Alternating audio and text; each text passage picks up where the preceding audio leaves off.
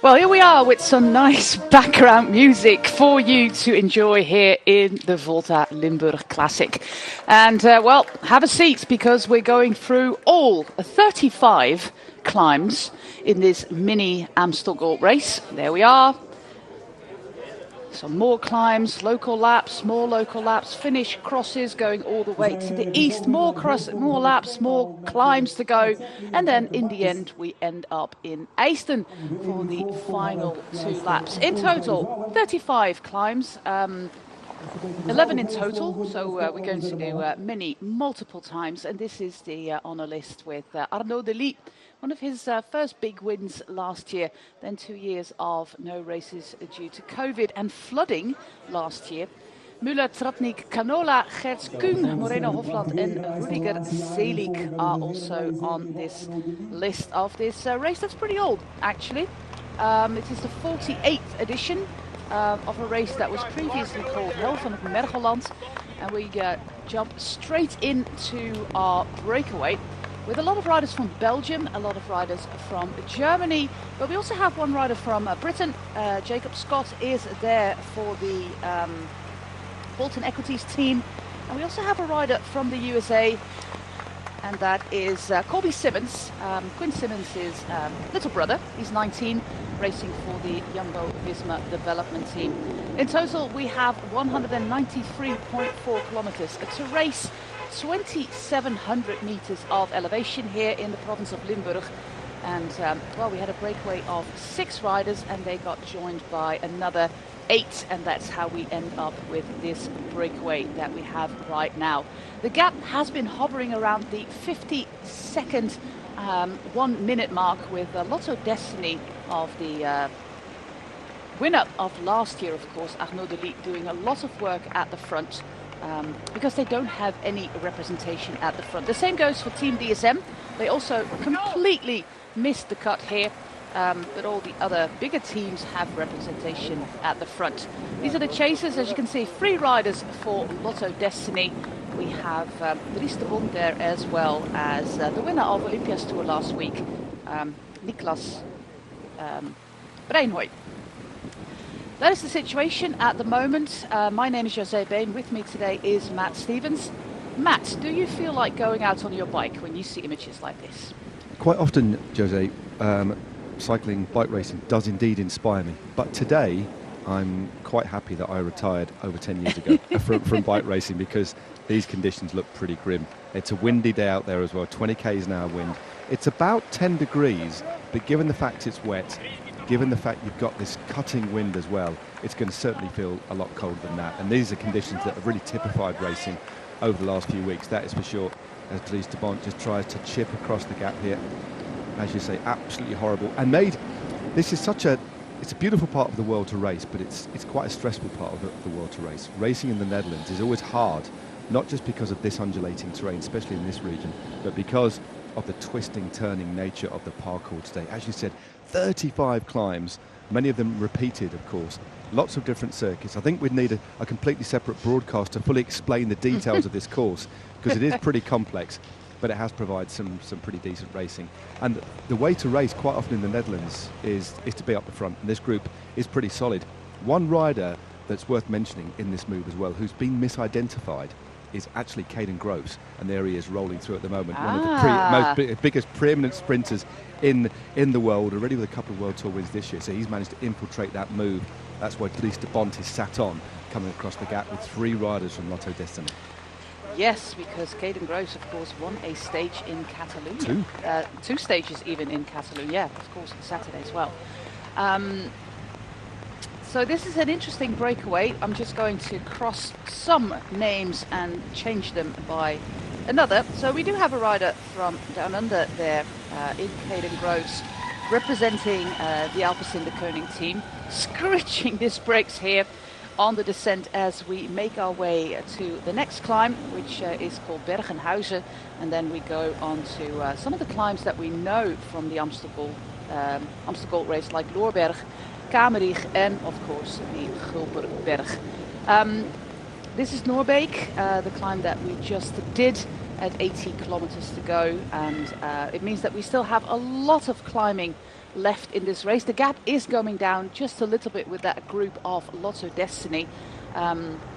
Because out of the big teams, of course, Lotto Destiny, not a World Tour team anymore. As World Tour teams, we have Alpecin, De Koning, Jumbo-Visma, Team DSM and Intermarché Wanty. But of course, Lotto Destiny is one of the bigger teams. They're in the top 10 at the moment when it comes to UCI points due to their stellar start of the season. Not only Arnaud Delis, but also guys like Florian Vermeers, Frédéric Frison, Caleb Ewan, of course. Many riders are doing absolute great things for the Lotto Destiny team, where, according to Victor Campenaerts, the vibe is back. Well, one rider dropping from the breakaway is one of the riders who was in that initial breakaway of 6, and that is Julian Boresch, the German rider of the team from Sauerland. If you picture Limburg on the map in the Netherlands, it's all the way down in the southeast. So on the west side you have Belgium, on the east side you have Germany, and a little bit down south you have Luxembourg. So this is the most southern east tip of the Netherlands, actually. And these roads in the Heuvelland, as they call it, the hill country, are of course some of the many hills there in a country that, for the rest of it, is almost completely flat. I can do rides here, Matt, where I live, of 80, 90 kilometers with less than 10 meters of elevation. There we go, a completely different day today, isn't it? I think you said it at the top of the programme, didn't you? 2,700 metres across the 193.4 kilometres that the riders face today. But yeah, this is a really lumpy parkour. And the average speed state is actually moved up. It was about 35 k's an hour, but it's worth noting we're ever so slightly behind schedule because the early breakaway were taken off course in the first hour of racing. So the race had to be briefly neutralised. The brake were caught when they doubled back. Then they were set up again with the existing gap. So we're slightly delayed. And again, because of the stop-start nature of the racing today and the parkour, this up and down terrain, again, just under 3,000 metres of elevation. And given the wet conditions, they'll be descending a lot slower than they normally would in the dry. So that all attributes to this relatively modest average speed, because the racing has been full on as far as we can see. Absolutely flat stick. We've seen that group chasing behind Lotto Destiny. As you said, they're in a good run of form. They were doing a lot of the chasing earlier on, but they've decided to put 3 riders in this move coming across, including the Dutch champion, Pascal Eenkorn, who just sat there in second wheel, and Milan Menton and Maxime Van Giel. Both riders are very fast finishers. And when you look at that squad, both Menton and Van Giel have been riding really well. Difficult to know. Obviously, they have to communicate about who goes for the sprint here, but at the moment, they're just giving themselves as many options that they can. And this is a solid move that's going across the gap. We have a little bit of split screen action with the women's race, which is a national race on the Dutch calendar. Despite that fact, there are World Tour teams here, including Jumbo-Visma and Team DSM, and of course SD Works, the best team in the world. It was Femke Marcus, the rider in first place here, who attacked. It was Anna Shackley together with the Belgian rider Fien Massure of the AG Insurance Soudal Quickstep team, who bridged across. Massure, she couldn't follow, and Shackley bridged across to her teammate. The gap is around the minute mark. To be quite honest, I have no idea how far they still have to go. But they're racing a little bit of a different circuit, doing that circuit that the men do once. They do it 6 times for a total of 118.4 kilometers of racing. This is that chasing group where we do see Fien Massure and Eline van Rooyen for Soudal. We have a rider there for Jumbo-Visma. One of the early moves in the women's race was actually Fem van Empel, who is back on the road. She is eyeing the Amstel Gold Race. There she is at the front. I think the other rider is Rosita Reinhout. But yeah, these 2 riders, they are of course world class. There are no bad riders on SD Works at all. And yeah, for a national race, having these world class riders, I think it's great for the spectators. I don't think it's that great for the national riders, who in a country like the Netherlands don't get a lot of opportunities to race, because, and I'll explain a little bit more about that later, the calendar in the Netherlands is under severe threat due to police issues, and I'll get into that a little bit later. First, this group also on the finish straight here in Eijsden, Matt, and you can see wet cobbles. It's yeah, that's pretty technical, isn't it? They've got the line dialed now, but this race, from what we've seen, appears to be coming back together. I'm not too sure whether this group is getting back on or getting distance, but it looks like they might shut the gap. Yeah, but the gap to the two leaders out in front, as you said, Shackley and Marcus, appears to be coming down. It looks to be it's only around 15 or 20 seconds for the two leaders. But it's an interesting one. Over racing domestically, apart from the national championships, any national events, World Tour riders can ride, but there's a maximum of 3 allowed, but they can't ride in the colours of their. They have to form a composite team. It's quite you can't actually have World Tour riders in national events in the UK, as far as I'm aware. But they can in limited number, but wearing like a divisional outfit or representing a national team. So it's quite an interesting one here. Obviously the rules are different here in the Netherlands, and unsurprisingly, 2 of the finest riders in the field are up in front, but they've got to keep working hard to stay away by the looks of things. Yeah, and like you said, it's pretty cold, and that can really, get into the system. You can just completely bunk or just get overwhelmed by the cold, struck by the cold. So that is a thing to take into account. We have just under 2 hours of racing left, and that second group, if the GPS is to be believed, that group with the 3 riders of Lotto Destiny with De Bond and also Matthias, I called him Niklas, but he's called Matthias Breinhoy, the winner of Olympia's Tour, is actually pretty close. So that could be good for Lotto Destiny. Yeah, it certainly could. That was Rune Herzenbos just having a look across. Looking backwards, obviously can't see his eyes behind those dark shades as they head up the Wolfsburg. There's the details for you right on the screen there, but it does look as if that group is going to get back across. The question then remains, who's going to be left to chase? It doesn't look as if DSM have got anybody in this. Well, they haven't got anybody in this lead group. They haven't got anybody in the counter-attack, and they're just dropping one of the riders that they actually caught, who's dropped from the breakaway. That is number 195.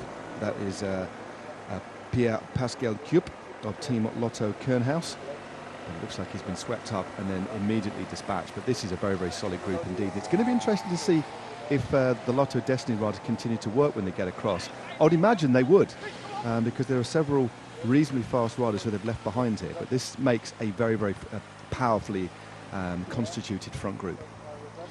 It's great to see Breinhoy there at the front, racing for the Leopard TOGT Pro Cycling team, led by Sebastian Andersen. And after a really, really hard and wet Olympia's Tour, which is one of the oldest stage races here in the Netherlands for amateur races. It used to be an under 23 race. It's now amateur races in general, so continental teams and lower. And he won that, and it was a really, really hard race this year with a lot of wind and rain. We could call it. We could have a new, of the two. Yeah, we could have a new word. But rain and wind, and coming out on top there is pretty serious. He's been sitting on the wheel of the Lotto Destiny riders, the Danish rider, for the entire chase. And can you blame him? There's 3 riders for Lotto Destiny there. Why should he be doing the work? But they're quickly closing in onto the leaders. And there's an interesting name there if we get to a sprint between Caden Groves and Milan Mente. Indeed. Van Hills, as we said, has been working really well, but 2 very, very quick riders in that front group. I think it's fair to say that Caden Groves is the real man on form with those 2 wins at World Tour level. But as you quite rightly said, Groves is clearly riding well. He's smart enough and intelligent enough to think to get himself in that front move, to take the pressure off the riders behind. But arguably, on a course like this, Jose, there's hardly... I mean, looking at the course, it's a bit of a commentator's cliche, sawtooth profile, alligator tooth profile, but it really is up and down. As soon as they climb one hill, they're dropping down, shaving off the speed. It's a real staccato style of course. And actually, all these repeated climbs, as we will know, as is illustrated in races like Amstel Gold, the added stresses of racing on these sorts of roads can actually deaden the legs. So it might not. This isn't your traditional bunch sprint when the bunch stays together. The sprinters are shepherded to the finish. This has more of a classic feel about it. It is a one-day race after all. In the past, we have had bunch sprints, but we've also seen this race very, very broken up. And today is a particularly attritional day, so we won't see the usual sort of sprints. So it's certainly going to come down to obviously who's quickest at the end, but who's strongest and who can cope with these difficult weather conditions. Because as you just described, sometimes this cold weather can seep into the very core of your body. I remember feeling so cold once on the bike. I actually did become worried for my own health. I almost felt and maybe it was my mind playing tricks on me, that my internal organs started, I could feel them, they started to feel cold. And it's and there were another couple of riders in Ghent Wevelgem the other day that were saying, I actually felt for my own safety just because the body temperature was so low. And if you can cope with that, sometimes the way to mitigate that low temperature is to get stuck into the racing and try and warm the body up. Yeah, but sometimes there's also a point of no return. Exactly. Oh, totally. And the point of no return is when you have circuits that go past the changing rooms and you end up in the car. Yeah. all the team buses, they are way too alluring when you're so cold. But we're back to the women's race. 2 more laps to go, according to one of my Twitter friends from the motor team. I do think that's the small 6K laps that they are doing right now. The gap is coming down. We do see some World Tour riders here, like, for example, Paulina Royakkers, but they're racing on an individual basis.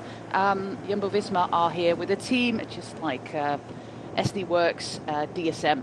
But, they are approaching the finish line. Femke Marcus is trying to get some gels in that final, as we have more attacks at the front. That group of riders of Lotto Destiny made it across, and that means that on the Loerberg, of course, a climb that you know from the Amstel Gold Race, a race that takes place in 2 weeks? 2 weeks. 2 weeks, I think. 2 weeks. Week after Roubaix, isn't it? Yep, week after Roubaix. Again, last year it was the other way around, but we are back after Roubaix, and then we'll be back on the roads, hopefully with better weather. It's looking good for next week, but that doesn't really help these riders all that much. Meindert Weuling there of the Ablock cycling team, struggling a little bit at the back, as is Van Gils, who did all the work there at the front of the group. Yeah, that was a good attack. That was actually Matty Van Hees just did that little bit of attack. Caden Groves is looking very, very strong. He's such a powerfully built rider, but coping well with these short climbs. And we just saw Weuling, didn't we, on the back there, riding for a block CT. He was quite literally a block then. He really, really was. You could almost tell, well, you could tell that his body was starting to capitulate a little bit, and he just couldn't get the power out of his legs. Just look at that. He is a man, certainly fighting. He's back on top of the gear now, though. So if he stays focused and can find something special, he might get back in contact. But Dries de Bont also starting to suffer at the back here, as Enkel now tries to get across to this gap. And that will give 2 Lotto Destiny riders. Look, he's just on the blower there, on the radio to say, ease off, let me get back on here. just ease up a little. Yeah, and he does. He got the message there, and hopefully his teammate comes back. Yeah, Caden Groves, the 2 wins in Catalonia. Of course, it was a little bit of a rough start for Alpecin de Koning of the season, but then, yeah, basically after that win in Milan-San Remo for Mathieu van der Poel, things started to really take off. We saw a insanely strong Jasper Philipsen as well in Brugge de Panne. Yeah. He made the moves just like Caden Groves is doing right here. So these are like new style sprinters, not waiting in the wheels for a sprint. No, they're really making the race. I think we often talk about the GC protagonists over the last few years now getting stuck into the classics, and then also to counter that the increased versatility of sprinters as well, who aren't just satisfied or it's not that satisfied, but they can equip themselves very, very well. Just the standard of races now, and as a result, the versatility of every single class of rider, your domestiques, your sprinters. I think everybody now can do a little bit of everything, and we're seeing that with Caden Groves. And I'm sure that a lot of these sprinters absolutely love getting stuck in. It's a different style of racing, and we saw that again. Mark Cavendish last year in the British Championships, out in front in the breakaway from kilometre 10, 200 k's in the front in a group of 5 attacking, and it's great to see, and it's a reminder that these aren't just sprinters, they can do other things. And that win by Philipsen the other day in De Panne, and also we have Olad Koy with him as well, 2 of the world's best sprinters in a 4-man move going through to the finish in one of the big semi-classics. It's great to see, and I do applaud it. Yeah, most definitely. The times of Cipollini, Abdushaparov, who got dropped the first climb in sight, these are over. We have a new generation of sprinters. That chasing group. We're looking at Jacob Scott here of the Bolton Equities team. Last week they had their first European win with a fantastic Rory Townsend in France, with a 300-meter sprint from the front or something like that. It was pretty crazy, and of course they want to build on that. A little bit of help there from Timo de Jong for Breinhoy. They've been racing together last week in Olympia's Tour. But this group is looking pretty promising with Groves, Rune Herregods, Pascal Eenkhoorn and Menten. Yep. No, it's Van Gils. It's Van Gils, sorry, yeah. So, yeah, Menten is just sitting back there, and that is a nice little gap. They're all working well together, and in particular, Groves looks very, very strong. Actually attacked over the top of that short climb, but no, this is a good move.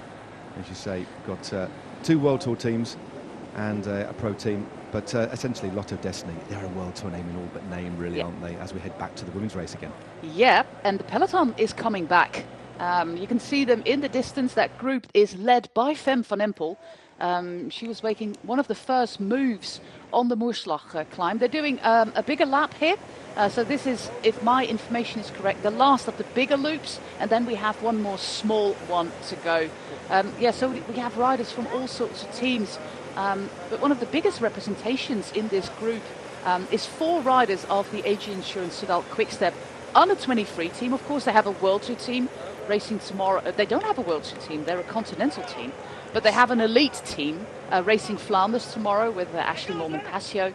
But 4 of their youngsters, and these are girls who are 19, 20 years old racing these races. And these are the kind of races, Matt, that they can have a result.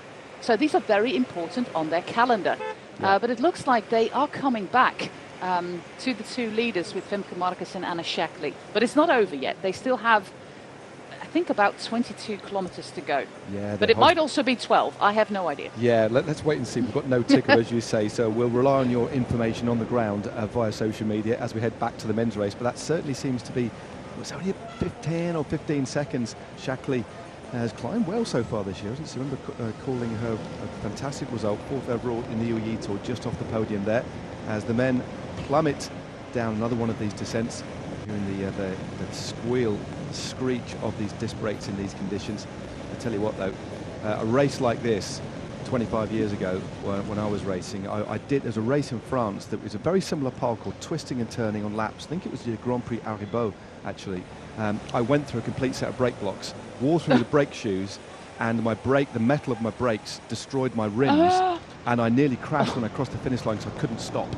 But that is a thing of the past with disc brakes, far more efficient. But there were several riders who actually went through their brake pads in one race. But you do that in wet conditions, but there was a particularly harsh type of soil that just washed off the fields that made it like sandpaper. So my brakes literally disintegrated in the space of 4 hours. But anyway, that was another war story from back in the day. But these conditions did remind me of that, because we were constantly on the brakes, up and down, twisting and turning. But there shouldn't be any problem for these riders here today. No, it's just the screeching that is really like, a little bit alarming, isn't it? It's just alarming. Getting under your skin. And it's also what a lot of people find a setback in getting disc brakes, including me, until I started with disc brakes, and I was like, yeah, this is much better. I'm not racing in the rain anyway. So no, I do very few rides in the rain now. I am a fair weather cyclist. It's just if I happen to get caught in the rain, but I wouldn't ever choose to go out in it. I must admit, those days are behind me. But 25 seconds now for that group. In fact, still 70 k's to go. We still have a whole lot of hills still to come. We saw the hill classification just a little while ago. There's a premium of €500 for the rider winning that mountain classification, and that is €150 more than the winner of the women's race gets. But this is a national domestic race. There's hardly any premiums available for these riders. Tomorrow, for example, in Tour of Flanders, the women and the men get exactly the same prize money. Well, that's as it should be, which is good news. It's been a long time coming. Well, actually, some races now have been doing it for a couple of years, but it should be the rule, and I believe it. Is it a rule now, or is it at the discretion of race organisers to do the right thing? At the discretion of race organisers. Okay. Yep. Because, for example, Ronde van Drenthe still had the big difference. It's about money as well, you know. Are you investing in prize money? Are you investing in paying teams for accommodation? Are you investing in television time? Yeah. Or are you investing in more prize money? It's not that you can spend every euro 3 times. Exactly. You have to make decisions, and that is, of course, up to the organisers. And we can demand all we want but it's a progress that we have to follow, and sometimes it goes too fast, and sometimes it goes too slowly. But I think we're in a good place with the women's racing because we're actually looking at a domestic calendar race here on the television, on the sport. Here we go. Yeah, on GCN. Exactly. They're not giving up. Anna Shackley from Scotland and Femke Marcus from just on the outskirts of Amsterdam. Of course, the sister of the Dutch national champion, Rianne Marcus, racing for the Jumbo-Visma team. They're here with Fem van Empel, her race as preparation for the Amstel Gold. She's been doing a few attacks already as we have some action going on from one of the riders from DSM. It is Oscar Onley, yeah, talking about Scotland. Where did he come from? He was not in that group, or he was hiding really, really well with the jacket on. Yeah, I didn't actually see him in that group, I must admit, but he's either come from the bunch straight through the group and is now bridging across to our 4 leaders, or he was there hiding. But Oscar Onley, as we know, an exceptionally gifted young climber, another rider from Scotland, over on the Kamerig Zuid. I'm sure I completely masked that pronunciation. Yeah. But that's a good little move. Sorry, that's a good move. That is a really, really hard one. It's Kamerig Zuid, and Zuid is basically the Dutch word for south. So we're taking it from the south side, which is the harder one, if I'm not mistaken. He's absolutely flying up this climb, isn't he? Yeah, he really, really is. Absolutely. We're going back to this first group. I'll keep explaining it because sometimes your screen suddenly changes from the men's to the women's race, and you look and say, what am I looking at? Why is there all of a sudden a rider for Lotto Destiny on my screen? But this is Edgar Oscar Onley. Lovely, Edgar Oscar, but we'll just call him Oscar. Going to that first group with Caden Groves, Pascal Eenkhoorn, Maxime van Gils and Rune Herregods of the Intermarché team. A doctor. He's a student of medicine, Rune Herregods. So he's training to be a doctor. That must be really, really hard to combine with a pro cyclist career. But it's interesting. Well, it's not just interesting. It is interesting, but it's also good that there are. I remember talking to, who was it? Thies Benoot a couple of years ago, maybe 4 or 5 years ago, and he was still studying at college, at university. Economics. But was allowed. The team allowed him to do that. They said as long as he did the training, he could fit it in. And quite often, studying around or training around a job or studying around a pro career can actually work, because what you actually do is really manage your time. I found it before I turned professional fully, but I was riding well at an international level. I couldn't train as much, but I trained really smart because I had to have a job at the same time. And it was some of the best years in terms of my shape and condition, because I made sure that I was rested right and I trained very specifically. And I really got a lot out of my time. But that is really good to see, and it's good to see that World Tour teams are still allowing their riders to do something in parallel with their career.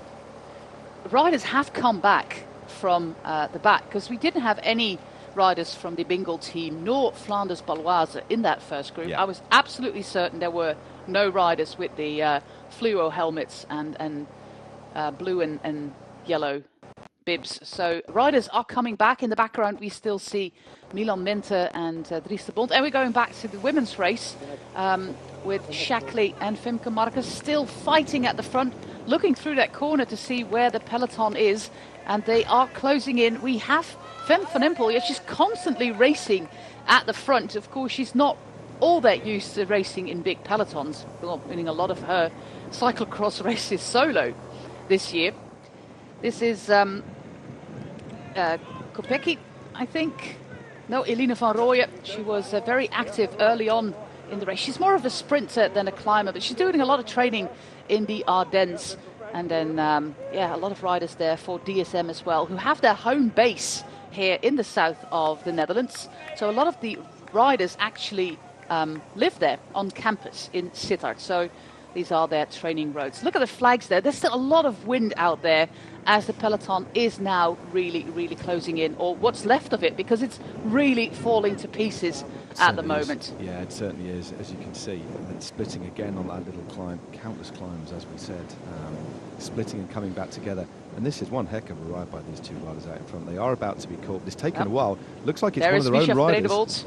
Trying to come across the gap here. Rather than drag anybody with her, I think she might be going completely separate on the left-hand side. I don't know if she's going to swing across or not. but this is a separate move. Oh! There she goes. So Shackley looks across almost in disbelief. But that's the best way to it. They can now sit up and get involved in any counter moves, but that's a real powerful move, going straight over the top of her teammates. And now, who is going to chase? Everybody's now looking at each other in various states of exhaustion, and that was a good little move there. Textbook manoeuvre straight over the top, and she's quickly opened up a decent gap. Yeah, that's a quintessential Misha Bredewold move that got her the contract at ST Works. It's what she's been doing at Park Hotel Valkenburg. We have a counter-attack there by Paulina Royakkers in the colours of Canyon Schramm, and one of the Lotto Destiny riders. Looking through my sheet to see if I do recognise Lotto Destiny riders. Yeah, we'll have to confirm that a little bit later, who that was. But this is Misha Bredewold, and this could be a winning move, because behind her there's a lot of indecisiveness, because who is going to catch her? ST Works, they have strength in numbers in that first group. They're here with a full team of 6 riders.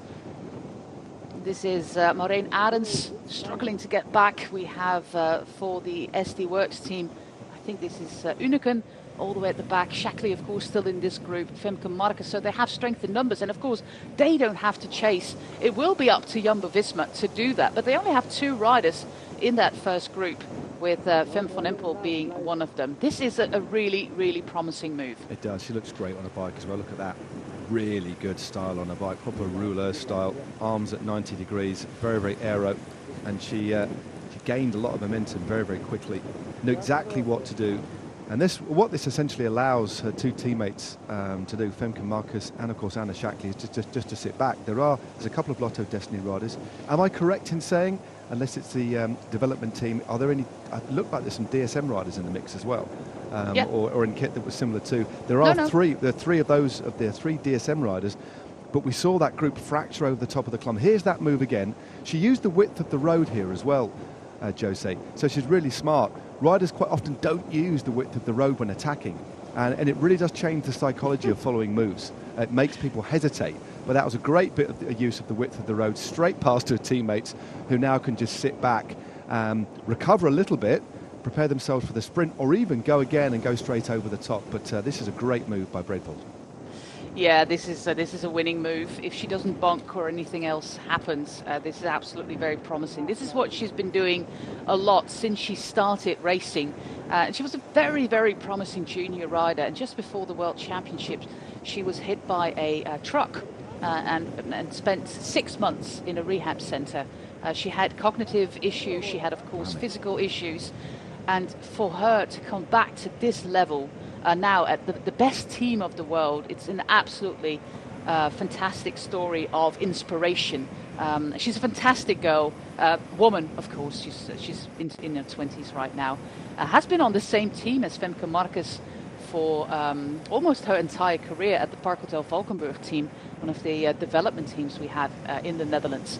So that little look that they exchanged there, they know what the other can do, and this is very promising. We have 14 kilometers to go from this part here, and then in 8 kilometers from now we're going to cross the finish line for 1 local lap. The men are going to do 2 local laps, the women are going to do 1 local lap. But the interesting question is, who is going to do that chasing? DSM, they have a few riders, like you said.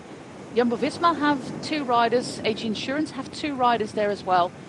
But can they set up a chase? That's the question. Yeah, I mean, when you look at the dominance of ST Works on the women's scene this year, and it's difficult to actually see how they're going to be beaten tomorrow in the Wombat. That's another question entirely. Okay. But this race, although it's a smaller race, provides an opportunity to get both hands in the air. And they are the biggest team here. They're the best team here, with 3 of their classy riders. There's no filler on that team at all. But why not try and go for the win? So that was quite a decisive, okay, this move's going to be caught. We want to try and win this race. And Bredewold's just come off the back of 12th place, just outside the top 10 in Droit of Vlaanderen as well. So she's clearly in good form and looks great there. And the way that bunch was positioned behind, and the sense of fatigue you had, I don't know if there's any firepower. There might be the coordination, but coordination is fine, but you also need good legs. And I didn't quite get the sense there was that there. And of course, any counter-attacks will be marshalled by her two teammates that she's just overhauled. So it's looking good, I think, for the 22-year-old. Back to the men's race with 62 kilometers to go. Getting back to my next sheet of paper as we are on our way to Gulpenberg. We don't have any official climbs now for 5 or 6 kilometers, which is almost the longest stretch of non-categorized climbs, but that doesn't mean that it's flat. I think in this part of the Netherlands, the only flat surface you are going to find will be in the big cities like Maastricht or alongside the Maas River, where a lot of riders do their intervals on the little bike path along the Maas River, just like they do in Belgium along the Schelde River, where you have entire pelotons of riders meeting up and doing intervals on that flat road alongside the river. But yeah, for the rest of it, this is the part of the Netherlands with some elevation. The highest point is just over 340 meters above sea level. Incidentally, I'm going to Limburg on Monday to record the first segment for geology of cycling. So at this moment, I can tell you nothing about the geology of Limburg. If you ask back next week, I'll have all the information. So there's a little bit of bad planning, this. Well, yeah, that would have been nice to just swap those around. But maybe for next year's Volta Limburg, you'll be fully appraised. You'll be fully ready. Appraised. But, yeah, we're going to see caves, and we're going to a museum for dinosaurs, because yeah, this part, that is what I know. This part was a big sea in dinosaur times, so over 65 million years ago. And one of the big dinosaurs that could be found in those shallow seas was actually Mosasaur, and it's named after the Maas River, Mosa being the Roman name. I thought it was named after Francesco Mosa. No, Mosa, M-O-S-A. No, we did not name a dinosaur after Francesco Mosa. But when you had the dinosaur rush, that was in the second half of the 19th century, in America, in Nebraska and Wyoming, and all these big, like really big states that you have in the center of the United States, they were uncovering dinosaurs basically every week. So from about 10 known species in 20, 30 years' time, they had 100 known species. But sometimes they had no idea what one species was, so they basically compiled one skeleton with different species. Now, that was all corrected later on, but one of the big problems was, how are we going to name them? Because they ran out of names, so they sometimes called them after themselves. But the Mosasaurus, which was a water dinosaur, was named after the river Maas, Mosa in Latin. Okay. You heard it here first on DCM Plus. Dinosaur facts. Paleontology with Jose Bain. I do, yeah, but truth be told, Jurassic Park is one of my favourite movies. The early ones of '93, and also the last one was actually pretty nice. Back to bike racing with a lot of young guys, no dinosaurs in this race in terms of old riders. I don't think you would call them dinosaurs. If you're still racing age 41, I saw that Oscar Sevilla in South America was still winning bike races, and I think he's 47. So, mucho respeto for that. I'll break away with Oscar Onley. He bridged across to that chasing group, then to the lead group, and of course that indicates the great legs that he had. The first time we actually saw Oscar in an elite race was, of course, last year in the Tour of Croatia, where he battled against the Tour de France winner, Jonas Vingegaard. And I think he came second in the general third. Yeah, it was a cracking ride. And he was riding really well on the Tour of Britain. That's the first time I commentated. And I know you were doing the Crow race, but that was a really good ride. 2 second places on stages, and then a third place overall. And off the back of that, one of the longest contracts that I'm aware of in the World Tour. He's got a deal through to the end of 2027, which really does show they have a lot of faith, a lot of belief in this young man from Kelso up in the north. In fact, the Tour of Britain went past I think it was almost past his house. It did go through Kelso as we head picture in picture back to the women's race. Yeah, Misha Bredevold, she's leading the race, and all the way in the back. Isn't it? Wow, look at Those are not chasers on the top of your screen. Those were just tourists, because we're making a turn there. We still don't have the peloton in sight for this young rider of SD Works. There she goes across the finish line. And if my information is correct, she has one more lap, indeed. 6K? One more lap to go, 6K. Yeah. This is the local lap that she has to do. Lovely to see many people out there in the rain. We have a counter-attack here by Swiss rider Noella Rucci. And for SD Works, must be, I don't know, actually. It looks like Femke Marcus again, but we'll... it's not Marcus, she's got... no, it's Uneken. Yeah. Yeah. But yeah, not to diss Lonneke, but everybody's face looks a little bit puffy due to the rain. So that's why I was confused. You know what? It's when you looked at the riders that finishing this race. It does age you. A race like this in these conditions will age you. All your eyes go puffy. It's looking I'm at so some sorry of the, to say, but everybody, like, their faces were swollen so much. Like, is this actually Lonneke Uneken? But. It looks like her. This is Niamh Fisher-Black. You don't need to see her face. You can just see her posture. She's one of the smallest riders in the World Tour peloton. But of course, the under-23 world champion at that. Very powerful young rider from New Zealand's Niamh Fisher-Black. And we will see these riders back in the Amstel Gold Race because, riders like Niamh Fisher-Black, Anna Shackley are, of course, fantastic climbers if we have that finish just after the Kouberg. Back to the men with Oscar Onley, Pascal Eenkhoorn, Maxime van Gils. We have Caden Groves and Rune Herregods.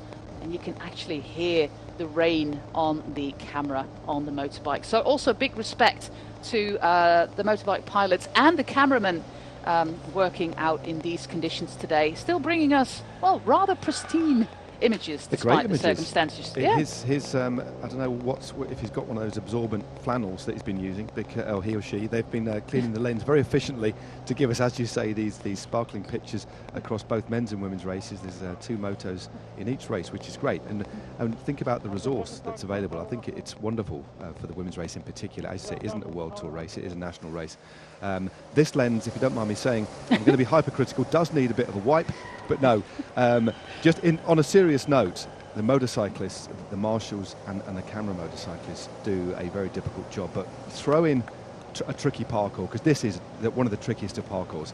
Probably even more tricky than an alpine stage. It's just there's so much road furniture, so many different changes of direction, and a very slip. There's cars at the side of the road, and it's just very slippery as well. It's stressful, but they do continue to bring us these wonderful pictures, which give us great insight into the race, and they are massively important. They get knocked a little bit sometimes, riders criticising them for getting involved in the race, and the riders do have a valid point, but ultimately they've got a challenging job to do, and at the forefront, of course, is staying safe and then bringing us the pictures as well as we head up another one of these little Hellingen, and that looks a particularly steep one. It is the Gulpenberg, the one that I always avoid, because look at that, maximum 18.4%. This is the east side of the Gulpenberg, and it's a pretty steep one. We discussed the media crew here, but also very important, of course, are the national police.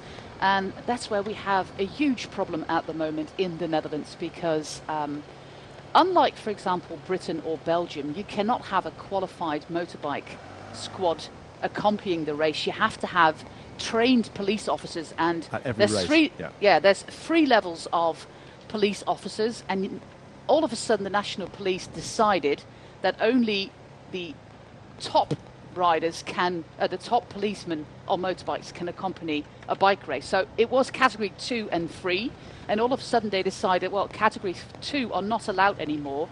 The pool of motorbike officers in the Netherlands was already really small due to budget cuts in the past, and has become smaller and smaller. And that means, quite honestly, that races that are already planned on the calendar as we speak will have to be cancelled or altered into local circuit races, because A to B races, which are classics in the Federation rulebook, they need the national police to help them out, and they just have budget cuts. They have personnel problems, just like you have in the UK and everywhere in Europe, and that is a huge problem. This decision came out of the blue this week, and it will have really big consequences. Probably not for the Amstel Gold Race or other World Tour races like the CIMAC Ladies Tour in September, but smaller races or junior races, under 17 races or youth races will most definitely struggle. I organise a youth tour, 5 days in August, first week of August. We always used to have a classical road race for kids from 8 years on with police motorbike. It was one of the most marvellous experiences for these young kids, but we can't do that anymore. There's just not availability from the national police. So it's circuit racing, just like you have quite a lot in the UK, and that same problem is a problem in the UK as well, is what Brian Smith told me the other day. Yeah, it's the same problem, but in a slightly different way. Obviously, in the Netherlands, it's not so much the availability of the officers; it's the level of the officers, which is quite an interesting one. In the UK, it's spiralling costs, and also we've got the depending on the county that you want to hold a race in, it becomes quite political as well. There is an anti-cycling lobby as well in a few counties, especially in places like Surrey, for example, where there's hardly any racing at all. So races are continually held on circuits. There are less and less of them. And then back to so there's the political side as well, pressure from local councillors for high-profile residents who have an influence. But then there's back to the similarity between the Netherlands and the UK in terms of funding is the fact that the police now, as opposed to 25 years ago, are completely responsible for funding back, say 20 years ago, the police, if you requested a police officer to be on the race, either on a corner or on a motorbike, they would provide it for free. That's long gone. Actually, 15 years ago, that changed. It didn't change universally at the same time because all our different police forces, although there's the same legislation, they have autonomy in terms of best practice. But ultimately, that's been completely eroded away, and there are some good relationships with the police force in the UK and some that aren't so good. And that quite often determines the route of the Tour of Britain because there are some relationships that are very strong and others are slightly more problematic or more difficult. So you do need allies. And also you need police chiefs that are sympathetic to bike racing, but also they are answerable to the taxpayer as well, which again is more political because a lot of leaders now in the police are actually voted into their positions. So it is complex. It's a very, very complex situation in the UK, and it's a big change for the Netherlands. It really is. I hope it can be rectified. I hope there can be some sort of compromise because grassroots cycling across the board, this is when you look at it on a macro level across the world, grassroots cycling is so important for the sport. Yeah, and we see that in our youth tour as well. We used to have 1,200 applications for 700 places, and now I'm at 493.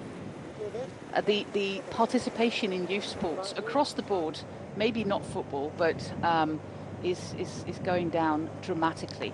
We are in the final kilometres of the women's race with the streets of Easton, the cobbles there, with Misha Bredevold on her way to a win here. Last year it was Amber Kraak, the former rower turned professional cyclist, just like Georgie Howe did for Jaco Alula. She won this race. It was her first win. It's not the first win for Misha Bredevold.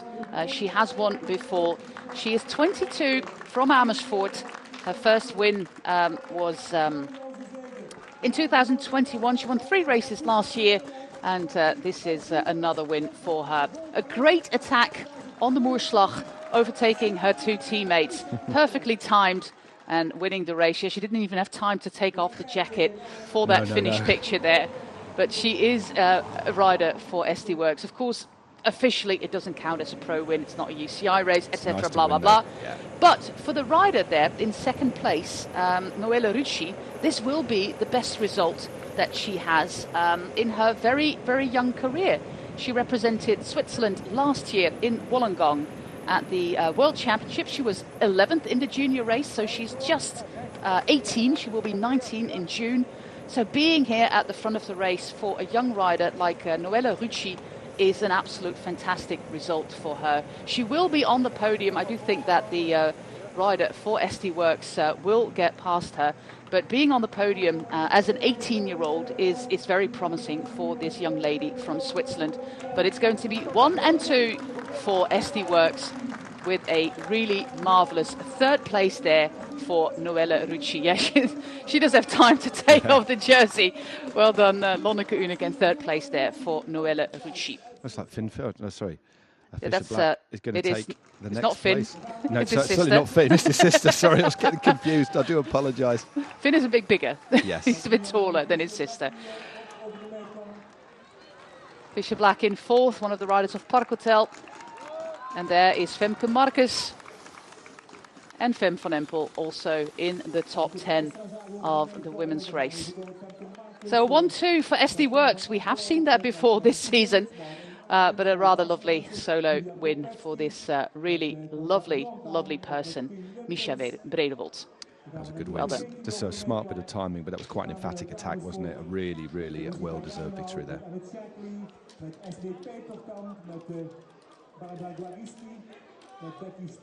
Interesting. You talk about the back. As we go back to the men's race, talk about the junior riders. There's a couple of first-year senior riders riding for. We haven't seen them. They're not in that back. That's the second split. This race is absolutely decimated. I don't think we're going to see a big groups finish today, that's for sure. But Hagens, Berman, Action, who are now riding at continental level, have both the gold and silver medalists at last year's Junior World Championships. Emil Herzog of Germany and Antonio Morgado was second place. And then now for Portugal and Germany, they're now teammates. Go on the hype train with Morgado. Indeed. So, God, he's had several wins already this year. 6 wins last year. He's the new big thing, is he? Yeah. Yeah, but we haven't seen much of them today. No. I don't think we will, because this field's still 51 kilometres to go. But this is a pretty decent group. The cream, I think, when you look at the riders in the field today, not taking anything away from some of the smaller teams, it's no real surprise that we've got riders of the class of Ainkorn, Onley, and the rest in that front group. Although this group are slowly falling back. They're certainly not out of it, but looking to the gap behind, we haven't got confirmation of what the gap is.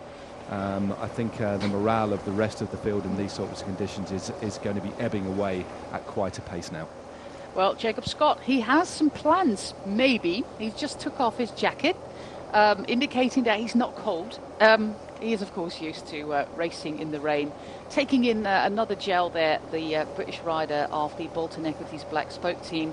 They're racing here with their Irish champion Rory Townsend, with Mark Stewart as well, and 3 riders from New Zealand with Aaron Gate, Logan Curry and Ollie Jones. 33 seconds is indicated here. To complete our discussion about the bike races here in the Netherlands and also in the UK, where some counties won't even allow bike racing on public roads, apparently. There is a simple solution. There is a really big group of very dedicated motorbike pilots who are willing to help out in these races. But for them to be able to stop traffic, the law has to be changed, because officially only qualified policemen can stop traffic, and other people cannot. If we change that, there's a lot more possibilities. But for a country that is in the top 5 in both men's and women's cycling, if you look at the calendar, the number of bike races at the highest level, so that's World Tour Pro and 1 or 2.1, is absolutely dramatic compared to Belgium, for example, or France. Yeah, we had similar legislative change in the UK when we brought in relation to a chief constable could actually give these, and the legislation said it was an easier piece of legislation to pass, that the local governing police officer could actually instill powers on civilians for certain events. And I'm wondering if there'll be a shortcut to bypass that, but it will need, I would imagine, some quite strong lobbying in your parliament to get that passed. Because just like in the UK, it's not a top priority. Totally, yeah. And somebody said to me on Twitter when I addressed this issue, the Netherlands is a top bike country, but not a top cycling country. So we do have the most bikes per capita in the world, but it's just not a cycling. It's just not a pro cycling culture here, and that's because there's over 400 people per square kilometre in this country. It's a very, very densely populated country. We have huge problems with environmental issues like nitrogen deposition, especially caused by very intensive farming. In terms of export of farm products, the Netherlands are second in the world after the USA. Well, the USA is, I don't know how many million people, and the Netherlands is 18 million people. So the environment is really suffering, and that means that there's hardly any permits issued anymore for building, but also for bike racing. If you want to organize a bike race, you have to have a complete report of the environmental impact of your bike race. And the Ronde van Drenthe, for example, a couple of weeks ago, had to reroute because there was a badger nesting on the route, and some like bird or something. So yeah, it's becoming increasingly difficult. But luckily we have this race. In 2 weeks' time we have the Amstel Gold Race. In September we have the CIMAC Ladies Tour. And hopefully in May we have Veenendaal as well. But so ZLM remains Tour to be seen. And ZLM Tour also. And that's in August, isn't it, generally? Yeah. It's in June. June, sorry. Yeah. It's where Mark Cavendish is going to race this year, I think. But that's still up in the air. This decision just happened all of a sudden. So they might have to do all sorts of alterations to the course. But enough about that, enough discussion. We go back to the racing here. With our chasing group, they are losing some time. We have a few riders in this chasing group who were in the very first breakaway, and that is Timo de Jong there of the Volker Wessels team, and also Tim Marsman of the Maytech Solovat team. There's two teams in blue, one with a bright yellow helmet and the other with the white helmet. Most of our continental teams, Matt, in the Netherlands are racing in blue, in some shade of blue, to make things matters easier. I was looking at the kit. There's a couple of there's a Swedish team here. They're in yellow. The other Belgian team, Tartaletto with Timothy Dupont, are yellow. But as you say, yeah, most of the teams from this country are indeed in various shades of blue. There we go. Yeah. But no, this group are working really well together. You can just see at the back there, Only just getting a gel down him. Interestingly, Helen got every rider, actually, half the riders in this group, although that will be 2.5 because we have an odd number, so are fully clad in leg warmers, gloves, etc. But Oscar Only has eschewed gloves and also over the knees, so he is not exactly in summer kit, but seems reasonably happy not to wear gloves. But remember, he does come from Scotland, so no real surprise there. And there is rain, and a lot of rain. A lot of rain in Scotland, but it's interesting how riders cope. Oh, where is Only? Uh-oh. That's worrying.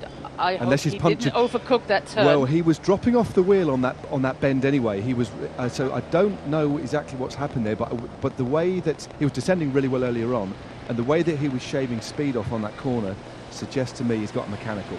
So he'd already lost a couple of lengths. By the time he'd disappeared there. So I think he might be pulled over for a service, but that's just me trying to work out.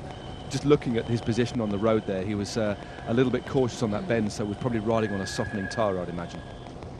Pascal Eenkhoorn, he is, of course, as you can see, the current Dutch national champion.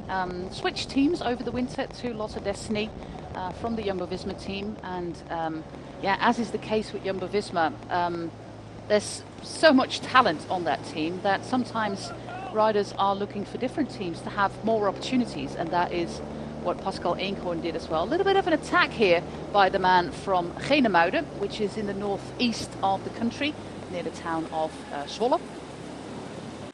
Followed by Van Gils and Caden Groves, who is looking really, really solid today, Matt. Yeah, he's looking really good, isn't he? He was just... I got the sense on that particularly steep climb a little while ago, the Gothenburg, that he was having to fight. Is this an attack on the left-hand side? Big acceleration there by Caden Groves. Only is now gone, but look, this seems to be an attack. He's sensing a little bit of weakness, wants to shake up this group, and I'd imagine wants to get rid of Maxim van Gils. But this is a heck of a move so early on.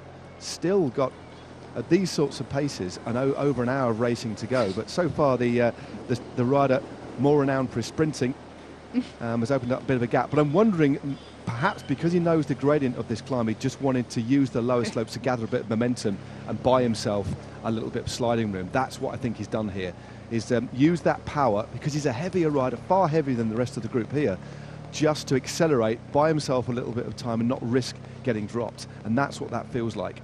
I can't see this rider going for a long ranger, but we'll see. I might be wrong, but that's what it felt like to me.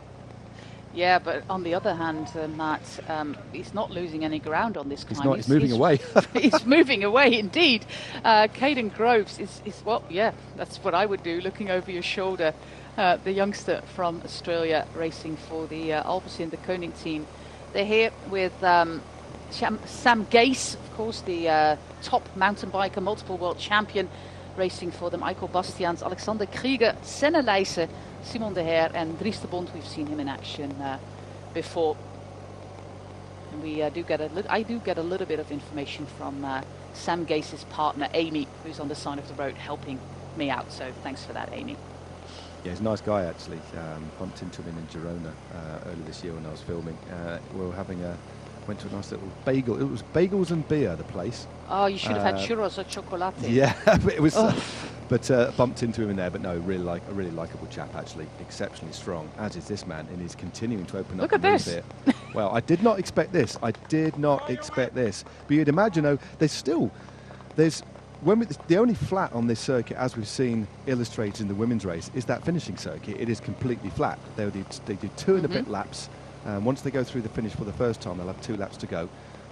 So we're still 32, 33, 34 Ks till we get to that point. But this is a very interesting move here by Caden Groves. Eenkhoorn, Van Gils and the Herrengots are behind, but they're not too far away. No. And only 40 seconds still back as this group. And this is going to contain, you would imagine, Oscar Onley now as well. But that remains to be seen. I do hope he didn't lay it down. I would have thought it would have been mechanical. Well, there's Group 2. That's 40 seconds. You'd imagine that is to Onley, and 8 seconds further back to this group now. Caden Groves, according to Cycling Stats, was born in the town of Gympie. The Australians probably call it completely different. Gympie, yeah. Gympie. But it's a funny name. It could be a hard G, Gympie. Yeah, it's really funny because in Dutch we call sneakers Gimpies. Oh, right, okay. But it's in Queensland, not far from Brisbane. It looks like he's going to sit up and wait for the chasers, because over an hour on your own might be a little bit ambitious, especially because you're the fastest of this group by a mile. Very, very interesting move there. The way he looked behind, I mean, he's still pressing on here, but he is making it look pretty easy, isn't he, relatively speaking? So I wouldn't say that's a puzzling move unless you just wanted to test them, but it's going to break the rhythm of this group behind. He keeps checking the gap. He certainly hasn't eased off. Eenkhoorn swings across, lets his teammate roll through, but I do think they're going to get back on here. The last climb we have is that climb where we just saw Misha Bredevold launch her winning attack. In the women's race, that was at 14k from the finish line. In the men's race, they do 1 lap more. It's 19 Ks, so, well, 19 and a half, so let's say 20 kilometers from the finish line. That is basically the last climb of the race. So if he wants to test if he can get rid of these riders on a climb, 20k to go, he could play everything on his sprint. So I think he's just feeling ridiculously strong. Yeah, it was just an interesting little move. Unless he just thought, I want to dictate the pace on this one, and went, because he was, I wouldn't say he was struggling on the slightly longer climb, but he was certainly having to work very, very hard. So yeah, an interesting little move there, an intriguing one. It would be nice. Well, we'll see if we get any interviews, any time for any interviews at the end. But that little move, maybe just to test the water, maybe just to buy himself a little bit of breathing space over the top. Who knows? But it did appear that he did wait, and now he's happy to work with his group again, which I think, to be perfectly honest with you, is going to be the best course of action. He certainly looks to be the strongest here, which should suggest that he's going to be good in the sprint. But he certainly won't have it his own way. But Van Gils is a good sprinter, but I don't think in a straight line he'd have the besting of Groves. But what they've got with Eenkhoorn is they've got options to go over the top and attack him. I think if Lotto Destiny want to win this race, they're going to have to distance Groves, because he looks very dangerous. Most definitely. They do have strength in numbers here, so they can play a game in that final, attacking one after the other. And of course this man is our national champion, and if I recall correctly, he did that in a solo move. Yes, indeed he did. On the Vanberg, the infamous rubbish tip that we have in the northeast of the country. The Vanberg, yeah. The Vanberg. We will return there in September for the European Championships, which of course will be live here on GCN. Seriously, on the Discovery Vanberg? Plus. It's on the Vanberg, yes. It is indeed. Yep, it's going to be exciting. Yeah, that's interesting. All categories are going to race there, including at the European Championships, the under-23 women. So that's really cool. And will that be just laps of that, or a big circuit, then they do finishing circuits on there? I do think they have laps. Interesting. That is, Yep. it is. It's an intriguing. So we've seen Van der Poel in the past win on there a few years back now, wasn't Yep. it? Then maybe 2018, 2019, you won on there. I know But, that the time trials are in Emmen, which is basically where I'm from, and they're going to do the highest point of the province, which is 4 meters higher than the Vanberg, which is also a rubbish tip. And they start in the zoo. And then the road races are on a big loop, actually, through my place of birth in Dalen, and then all the way back to the north to Wijster, where the Vanberg is, and then they're going to do 5 smaller laps there, 8 times for the elite. So, but they are going to climb the Vanberg multiple times, so if you want to see top bike racing and go to one of the prettier parts of the Netherlands, you can see the riders many times in that week and enjoy my beautiful province and go to the zoo as well. It's called an adventure zoo, Matt. So it's not only about giraffes and elephants, but they also have a roller coaster, apparently. It sounds like the kind of place where there may be like a rope swing and stuff like that, things to move across. Yeah, that sort of stuff. Very adventure. So you can go to an adventure zoo and watch a bike race at the same time. Sounds like a perfect day out. Book your tickets if you need any. Yeah. Sounds great. And if you want a guide, just call me. It's where I was born. Not that I know the roads, because I'm absolutely dyslexic when it comes to finding roads. I asked Matt quite desperately before we went live if he did understand the course of today's race, because I was looking at the map, Matt, and I was like, I have no idea what this is about. What I did manage to find online was where did I go? I went on Flamme Rouge, actually, and they have a map on there, an interactive map, where there's a dot that actually does the loops for you in the right order. So there's what lap one was 62 Are you telling me now? Yes, I'm seeking. I'll send you a link afterwards. I know Flamme Rouge. It's my go-to place to find anything, but I didn't know about the moving dots. Yeah, they did a moving dot one, as well as all the profiles, which is very handy. Lap 2, 58 Ks, lap 3, 60 Ks, but these laps basically aren't simple just one laps. They're laps that then go back on themselves and use parts of other laps. So it is a very complicated route. Then they head back to the finish where they started, of course, and do 2 laps of 6K. So it did take me the best part of 20 minutes to work out exactly where they were going today. Multiple changes of direction, My spatial awareness and route dyslexia is even as bad that one day my colleague at Eurosport the Netherlands, Karsten Kroon, told me, but José, the lowest part of the course is always the river. And I was like, yes, indeed, you are right. And that was like in my 7th year of commentating. So I have other qualities, but it's not spatial awareness or finding. The arrival of the bike computer, the GPS bike computer, meant that I could actually explore the world. There we go. Along with you and a lot of other people, it has been a revolutionary invention, yes. It's absolutely fantastic. And also, of course, in the Netherlands, it doesn't really matter if you take a wrong turn, because maybe you do like 10 kilometers of extra flat. But if you do that in the Alps and you take a wrong turn, you might end up with another 15-kilometer climb that you did not anticipate. Yeah. Well, 1 minute and 1 second. It looks like a lost course for this group, led by Abraham Stockman here with Matthias Breinhoy, with Timo de Jong. We have Tim Marsman there as well, Milan Mente, Oscar Onley, there he is. Sadly dropped from that breakaway, because I think if one person could actually go on a solo attack, it would have been Onley. But sadly, due to bad luck, he was dropped from that breakaway. Yeah, I mean, that group behind, it's quite a sizable group. You've got 8 or 9 riders in that group, but you saw Onley just at the back, just taking another gel, making sure he was fully fueled. And on a day like this, when you're quite often quite cold, trying to keep that body temperature high, it's quite easy to forget, not so much to eat, but to drink.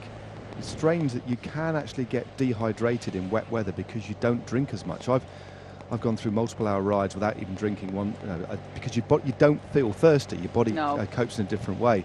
And then you have a splitting headache. Oh, exactly. And then you realise, and if you do get a splitting headache, and then you realise what it is, it's like, just sometimes that's too late to actually rectify from a performance perspective. But Onley, I think, even with this gap at 1 minute, when you look back roughly an hour ago, 45 minutes ago, and he chipped across that gap, with relative ease. It was an exceptionally efficient, strong attack to bridge across. Look, we do still have three or four significant short, steep climbs, I'd imagine he might be targeting one of those, using the group on the flat, but I think he'll be minded to try and attack and at least try and bridge across that gap, but he'll be bitterly disappointed because for me, he was one of the strongest in that group, looked very, very efficient. I mean, none of the riders here could follow him on the climb, so I would imagine that he might actually try, maybe in the next 10Ks, to go again. And the terrain to do it on will be on this next hilly part that's coming up very, very shortly. But we're basically nearly at the highest point. We've gone past the highest point of the day, haven't we? We've got a series of climbs to come, but we're gently losing elevation before we get to the finishing circuit now. But so diminishing returns in terms of climbs, but I think Onley, unless he's completely capitulated here, will want to try something. And he seems to be sitting on a little bit here. I think that big attack to get across the gap must have taken a bit out of him. But I would imagine, if he's feeling okay, he's just going to recuperate and try one more roll of the dice to try and get across back to that group. Well, I would absolutely applaud that. So go Oscar. You said he was from Kelso. Is that all the way up north? It's Scotland. Yeah, but Yep. in Scotland itself. No, it's not too it far sounds over like the one border. of the islands, but Yeah, no, it's not too far. It's not super deep into Scotland, no. Okay. I could have Googled that. You could have done, but you were testing me. It's a town in Scotland. I'll give you the region. It is. It's the Scottish borders, so basically just into Scotland. So the Scottish borders just over the county Just lines. north of Berwick. Yeah. It's I know actually Berwick. in Roxburghshire. Okay. I once I was on an interrail trip in the UK, and I travelled from Newcastle to Edinburgh, I think. Yep. But I forgot something in the youth hostel in Newcastle. So I travelled back through Berwick-upon-Tweed back to Newcastle to pick it up because, yeah, it was free travel anyways. So that was one day of my interrail journey when I was still a student. So, but it's a beautiful train route along the coast. So it was not a bad thing. One of the best, as we look at this, that strong attack from Caden Groves. But no, you're right. That route across. Actually, the route of the east from London all the way through Newcastle, right the way through into Scotland, is one of the most beautiful train journeys in the whole of Great Britain, in fact. But absolutely lovely. And of course, the one to Fort William. Or even, yeah. Yeah. To the Isle of Skye. Oh, I love Scotland. Anyways, might even just squeeze in a little trip to the World Championships. This weather, you need to go to the World Championships. Yeah, you have to go. A real celebration. That's going to be a big 11 days. It really is. I want to see BMXing. You can? It's like 45 seconds of absolute craziness. It's so fun to watch. Yeah. Anyways, our four riders, there's a lot of discussion going on here. Of course, three of these riders speak Dutch, and one of them is from Australia.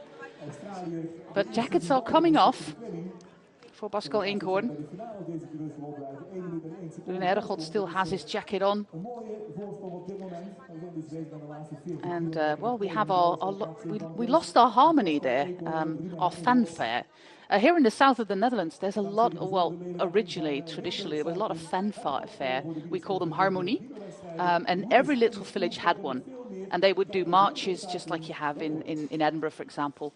And, yeah, just go on all the local festivities that they have here in the south. Very big feeling of community in the south of Limburg. Not as much anymore as it was in the past, of course, as is the case everywhere.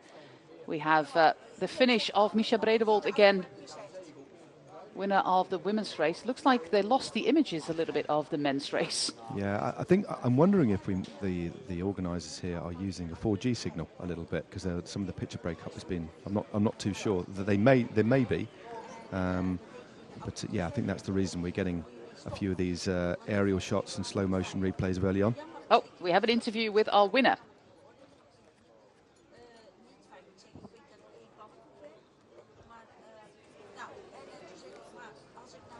And I can't hear her.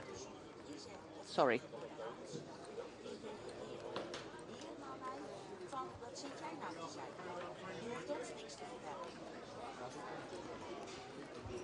I'm sorry, I can't hear what she's saying. So No, yeah. But it's probably a pretty epic story of her win. And we will absolutely see more of her this year. She will be in some of the Grand Tours. The Vuelta is on the menu first week of May. Weirdly enough, we don't have any details yet on the Giro Donne route, not at all. So that is scary. They had to move back to their slot in July due to the Women's Tour. But the Women's Tour, sadly, as you probably all know, was cancelled yesterday. Yeah, also part to funding and also part to increased funding, 20% more than last year. And of course, the cost of living crisis is a big thing. But just like you explained before, they have to pay for police as well, which is also the main reason that we don't have a Tour of California anymore, for example. Yeah, I mean, police costs are certainly one thing, but then, as you said, everything else. I mean, the cost of living crisis, we've got very high inflation across the world. In some countries, we are into states of serious hyperinflation. But no, things... and for a race organiser, there was already a few issues with... There was some jerseys weren't filled either. They didn't have a title sponsor. No fleet. Exactly. So... Let's hope with it. It's going to return next year, and I really do hope it do. I know that it was interesting and really warming to see that they did the crowdfunding, raised about £18,000. That's all going to be returned, isn't it?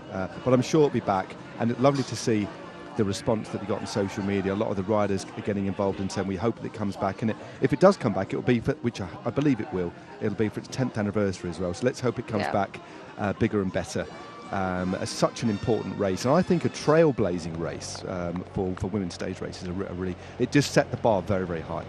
Yeah, I was fortunate enough to be at the first edition doing work for ITV with Ned Bolting on camera. I'm not going to do that again, but it was really fun and it was so well organised. So we do wish all the people at Sweet Spot the best of luck, and hopefully we'll see you again next year, because it's one of the best organised races. And the riders love it. They love it. Yeah. Okay, we have images of the men's race again with our four leaders on a climb called Grindal de Plank. And a little bit of an attack there, a little bit of sneaky attack there by Pascal Inkhorn. Caden Groves quickly on the wheel. And this is, of course, the numbers game that Lotto Destiny have to play now. And judging from the quality of images I have on my screen, I think they do work with a 4G or 5G connection, because we do have 5G here. And there's some black spots, of course, out on the course. Yeah, it just looks like that attack there from Inkhorn, that they're clearly worried. Him and Van Gils are worried about the threat posed by Caden Groves. But what that's done, it's briefly detached Helden Gotts.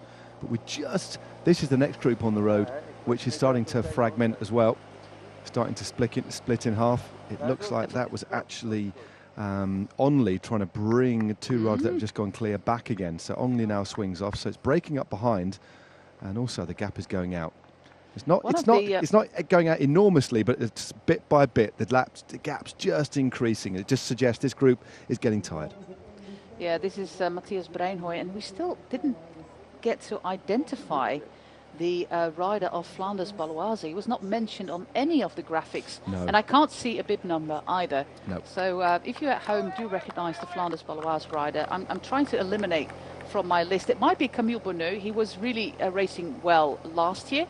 So it might as well be him, but I'm not 100% certain. But the gap is going up, Matt. It's 1:19 at the moment. And unless those four leaders are going to get completely struck by the cold or have a serious bunk, I don't think we'll have riders coming from the back. 1:19 is too big a gap to bridge. Yeah, this field has been torn to pieces, not just by the attritional nature of the course, the elevation, it's under 3,000 metres, 2,700 to be exact, but by these wet, cold conditions too. And this is Noella Ricci, but I can't hear her either. An 18-year-old rider. She was 11th in Wollongong. And as you can see, this is the junior team of the AG Insurance Soudal Quickstep team. They have a 3-tiered system. They're linked to the men's team, of course, of Soudal Quickstep. So they have an elite team with riders like Ashley Mulman-Pasio, of course, being one of their most famous riders. Fourth a couple of years ago in Tour of Flanders. She's returning tomorrow after a 2-year hiatus. And then they have an under-23 team, which was the original foundation of the project. And they have a junior team. The junior team raced in the north of the Netherlands today. The under-23 team races in the south of the Netherlands. And of course, the elite team will race in the Tour of Flanders tomorrow. But yet again, for an 18-year-old, these are important races. She's not going to win a big 1.1 or pro race. That's all for experience when you're 18. But in a national race like this, a domestic race, being on the podium is a big thing for an 18-year-old. I know, she did look pretty happy there, didn't she? And you could just see how when the sprint opened up, although she was distanced in the sprint, there were a couple of riders only a handful of seconds behind. So she really did dig in, grit her teeth, and really fought just to make sure she wasn't caught in the line. So, as you say, amongst esteemed company, and there was a handful of SD Works riders just behind her. So once she reflects and looks at the riders that she beat on the day in very difficult conditions, a drastically reduced peloton, I think she can be proud and very happy as we look to the front of the men's race.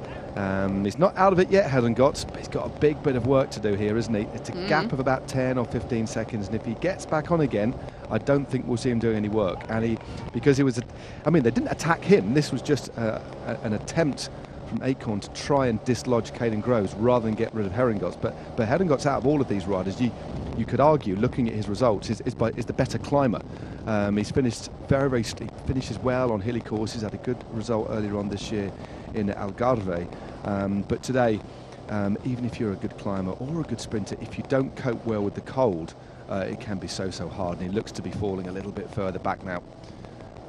Awful conditions, wreaking havoc, not with just the rider's legs, but with our transmission today. But thankfully, we've got pictures back again. And it's been like this basically from the start, Matt. This is 193.4 kilometers. We did have that breakaway. Then, like you said a little while ago, we had that little break, which is not ideal in these circumstances. You'd rather just keep riding instead of standing still, because then you get even colder. And I do ride a lot in winter because, if you've got good clothes, it's not slippery. You can perfectly ride out in winter. But I never have like a coffee break, because when you stop, you think, oh, it's nice and warm and I'll have a coffee. But when you start again, it's so hard to warm up again. So I think these riders would have preferred to just keep riding instead of standing still. And then from that moment, it was full on for the entire race. So we're now in the last 45 minutes of this race. So fatigue is a really big issue. And I do wonder, out of the 158 starters we had today, how many riders will actually be classified? Yeah, I have a feeling less than half. Yeah, way less than half. I think you're quite right, especially when we get into these finishing circuits. And it could be, and we don't have any information on the groups behind this one. 1 minute 37 roughly we're seeing, 1:16 to group 2, a little bit further back to the rest. But I have a feeling once we get near the finishing circuit and maybe pass through the finish for the first time, a lot of riders will stop, and some might get pulled out as well, depending on the gaps the groups behind. The organisers will basically classify you where you are, so you won't get a DNF, you have to pull out yourself, but basically be pulled from the race, but you won't have to complete the final lap, just in case there's the risk, because 6Ks, they're going to be doing that in about 9 or 10 minutes roughly. And if you're a group that's 10-15 minutes behind, which sometimes happens in these races, easily, you could get lapped, so they'll just pull them out and give them a placing there. But I think unless something special happens behind, unless somebody like Onley feels strong, and it looks as if the way that group is splitting, that maybe the best is behind him today, I think the win, even with 31.2 Ks to go, as you said, about 40 minutes of racing, is going to come from 3 of these riders. Acorn looks good, Van Gils looks good, Caden Groves, they're all at the moment pretty evenly matched, and right now, the Alpecin de Koning rider needs to work with these riders too, just to make sure they can distance Herringotts, who's about 20 seconds behind these 3 now. We're on the Kutersteenweg at the moment, and well, if you know a little bit of Dutch, you know that is a swear word. So I do think there's a lot of... Well, I did. Well, okay. Yeah. The first 3 letters are. So I do think there's a lot of fun being made if your address is actually on this road. But these riders will not really care. 7% max. The next one is going to be a really short one. It's called Meerelintje in the town of Meer. But that is going to be 9% average. Just 500 meters, but 9% average is going to really sting. Then we have Hoesberg, Kalleberg, and the last one, the Moerslag, at just 20 kilometers from the finish line. That's the hills done. Then we are on that local circuit around IJsden. And if you know where Maastricht is, well, you probably do, all the way down in the south.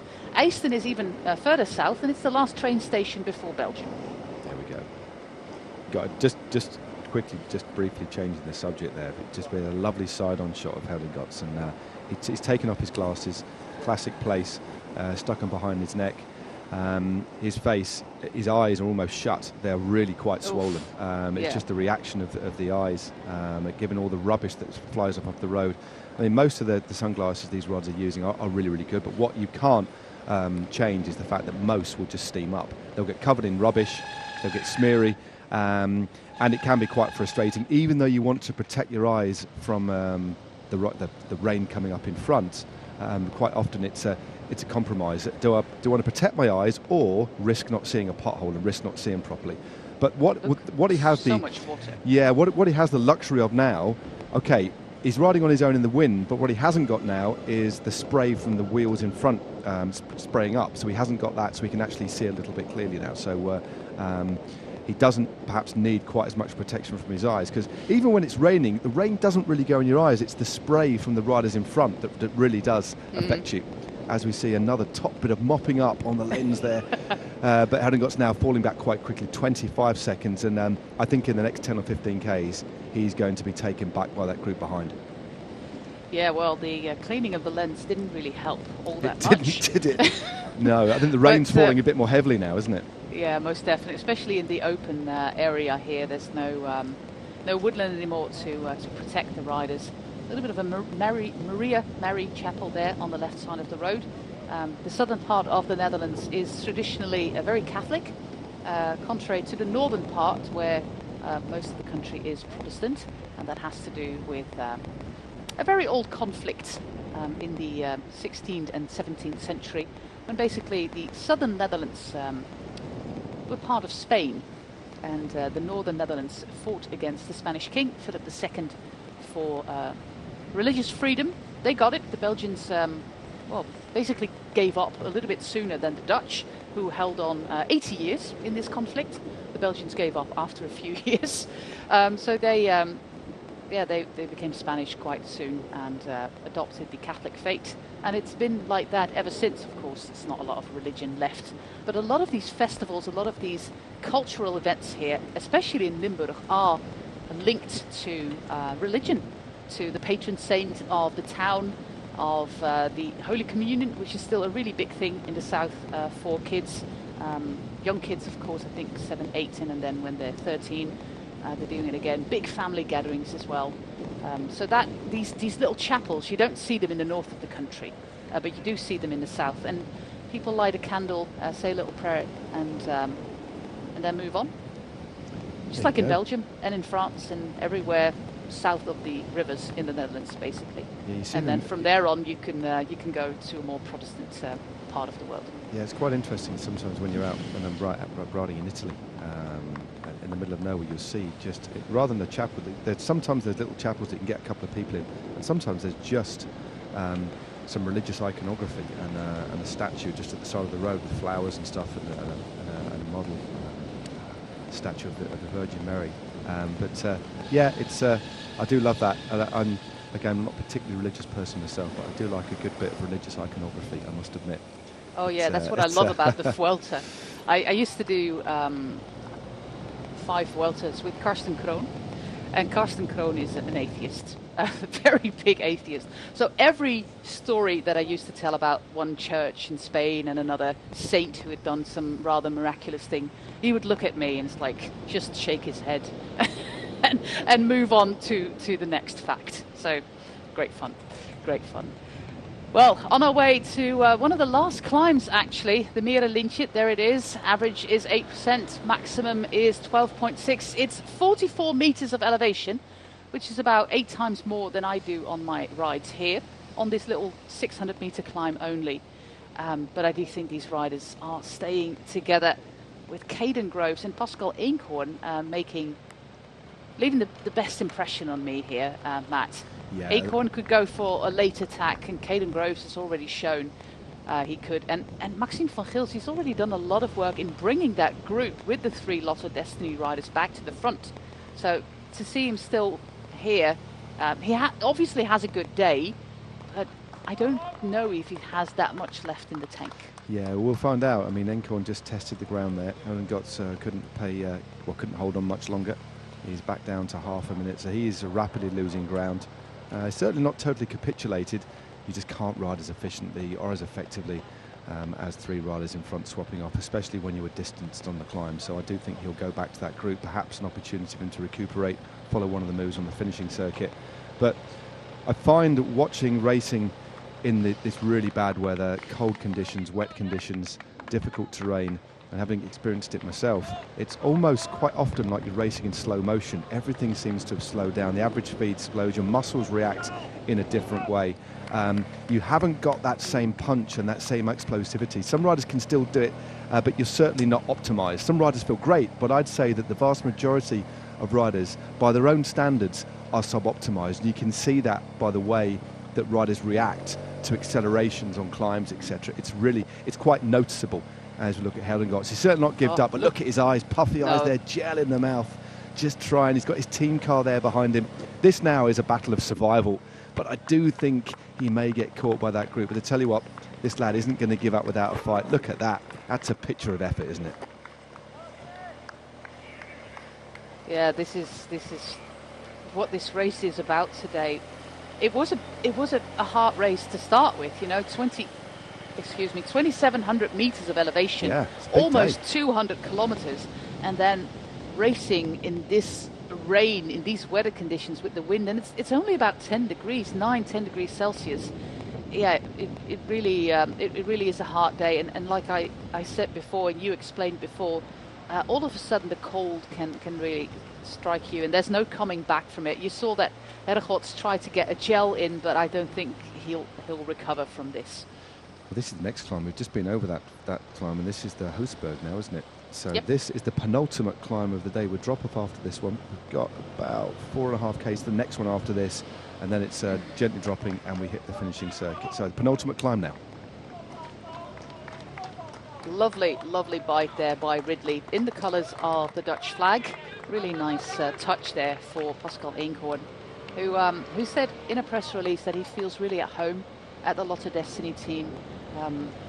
Jumbo-Visma, they have such a wealth of talent. Not only the current top riders, but they also have a really big group of young riders coming through the ranks. And Pascal Eenhoorn is an age just in between that. Yeah. So he was at a crossroads in his career. Am I going to stay here and be a domestique, or am I going to move to another team and try win races like this one?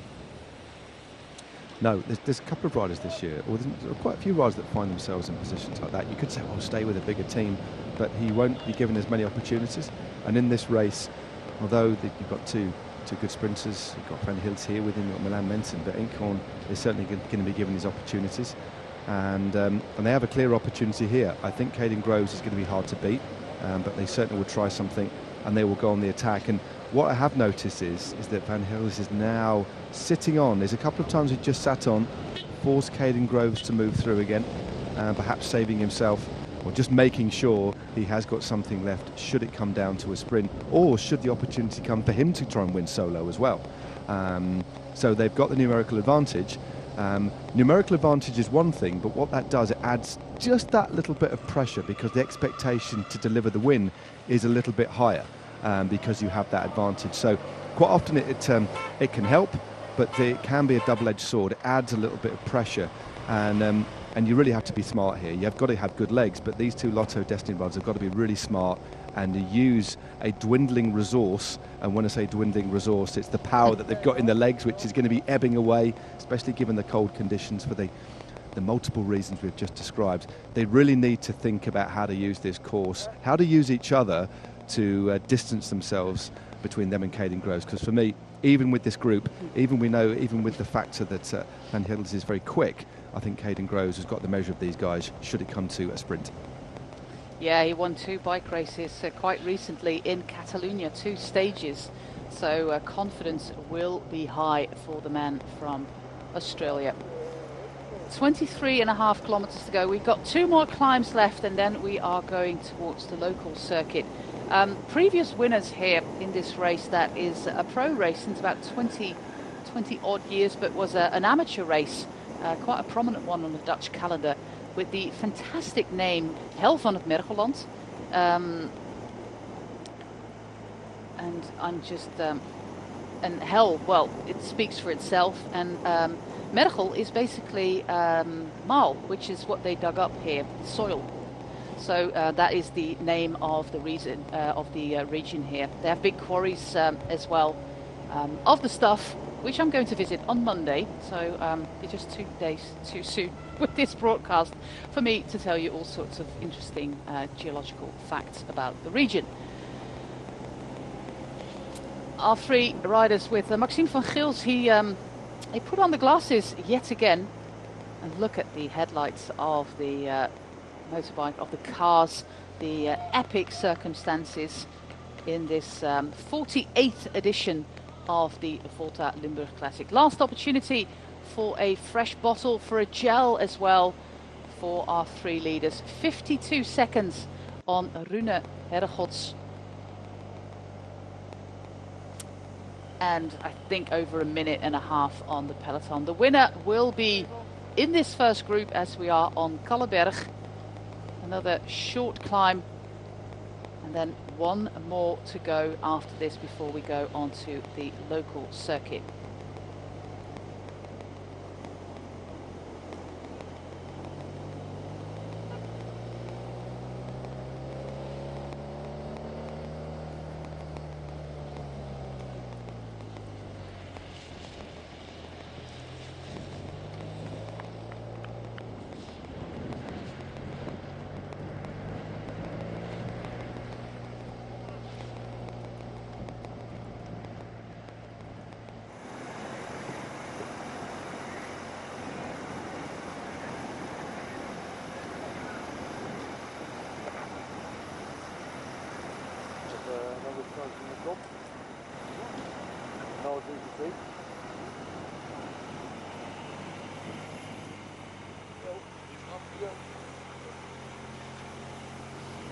I really feel for these riders. Of course it's their job, but this is a particularly nasty day, and it also takes a little bit of time to recover from a race like this. Racing around over 5 hours in these circumstances, you won't feel fresh as a daisy after that. The first 2 chasers, Camille Bonneau and Matthias Breinhoy. Bonneau had a good race here last year, and Breinhoy, winner of Olympia's Tour just a couple of days ago, the Danish rider. Talented man, we saw him in action in some of the early season French races as well. Great jersey as well of the Leopard team. A team with Danish riders, Luxembourg riders, and Dutch riders as well, with Nick van der Lijken.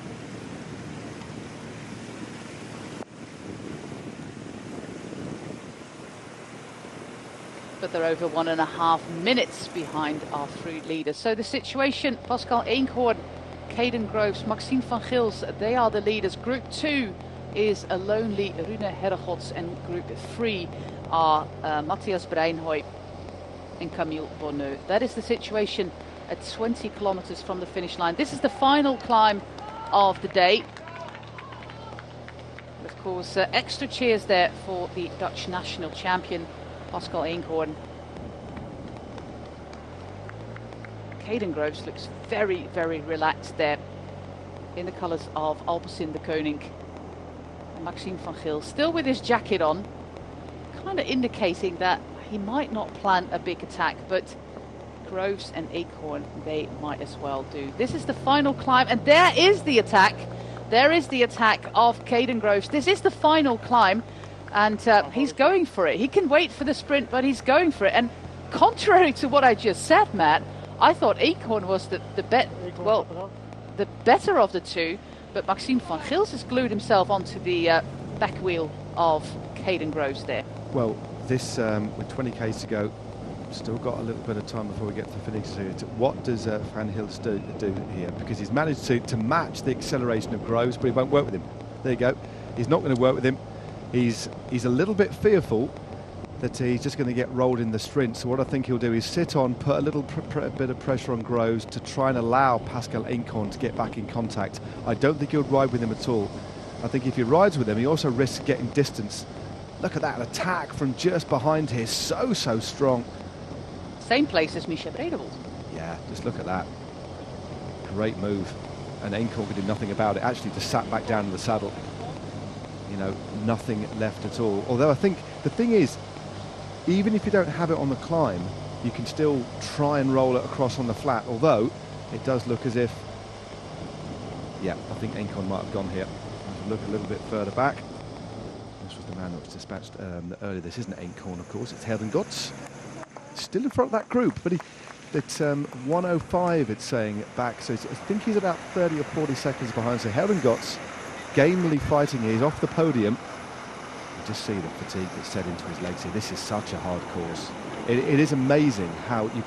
And if you've never ridden in cold conditions or never raced before, but we can't overemphasize enough how difficult it is racing and trying to get the best out of yourself when the body doesn't want to.